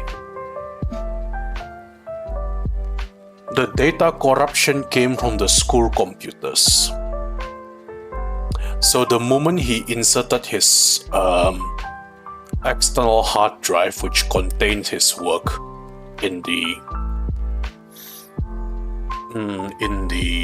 thing, yeah, he couldn't open it because the school computers actually corrupted his external hard drive to the point he couldn't show it during a presentation.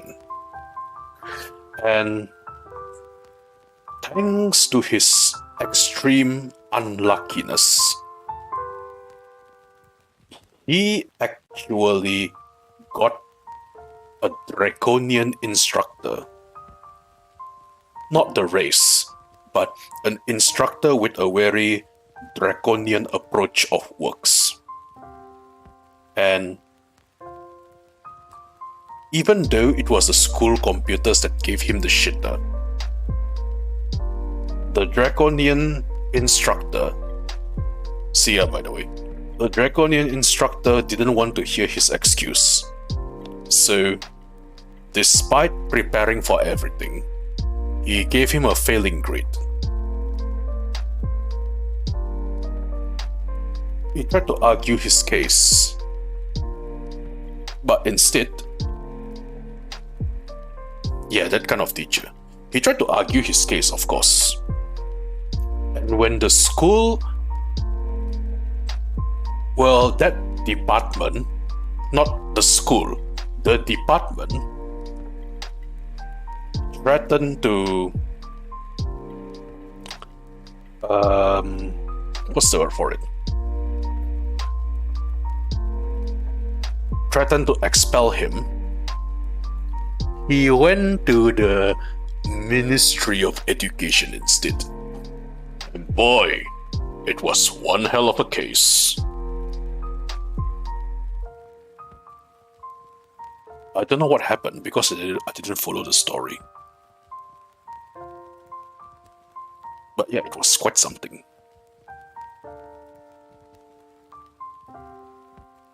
It really was quite something.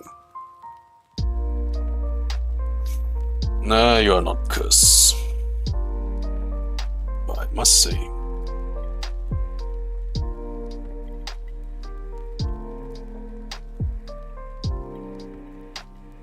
I did get myself excellent lecturers.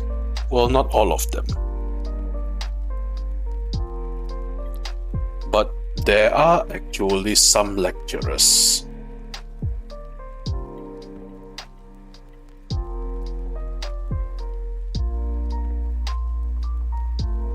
which grinds my gears. If I go berserk against them, it will be a galactic problem. So, because they are the authority back then at Earth, being a giant robot means nothing. If you know, don't follow the even basic, simple authority or work procedure. Oh boy, okay. So,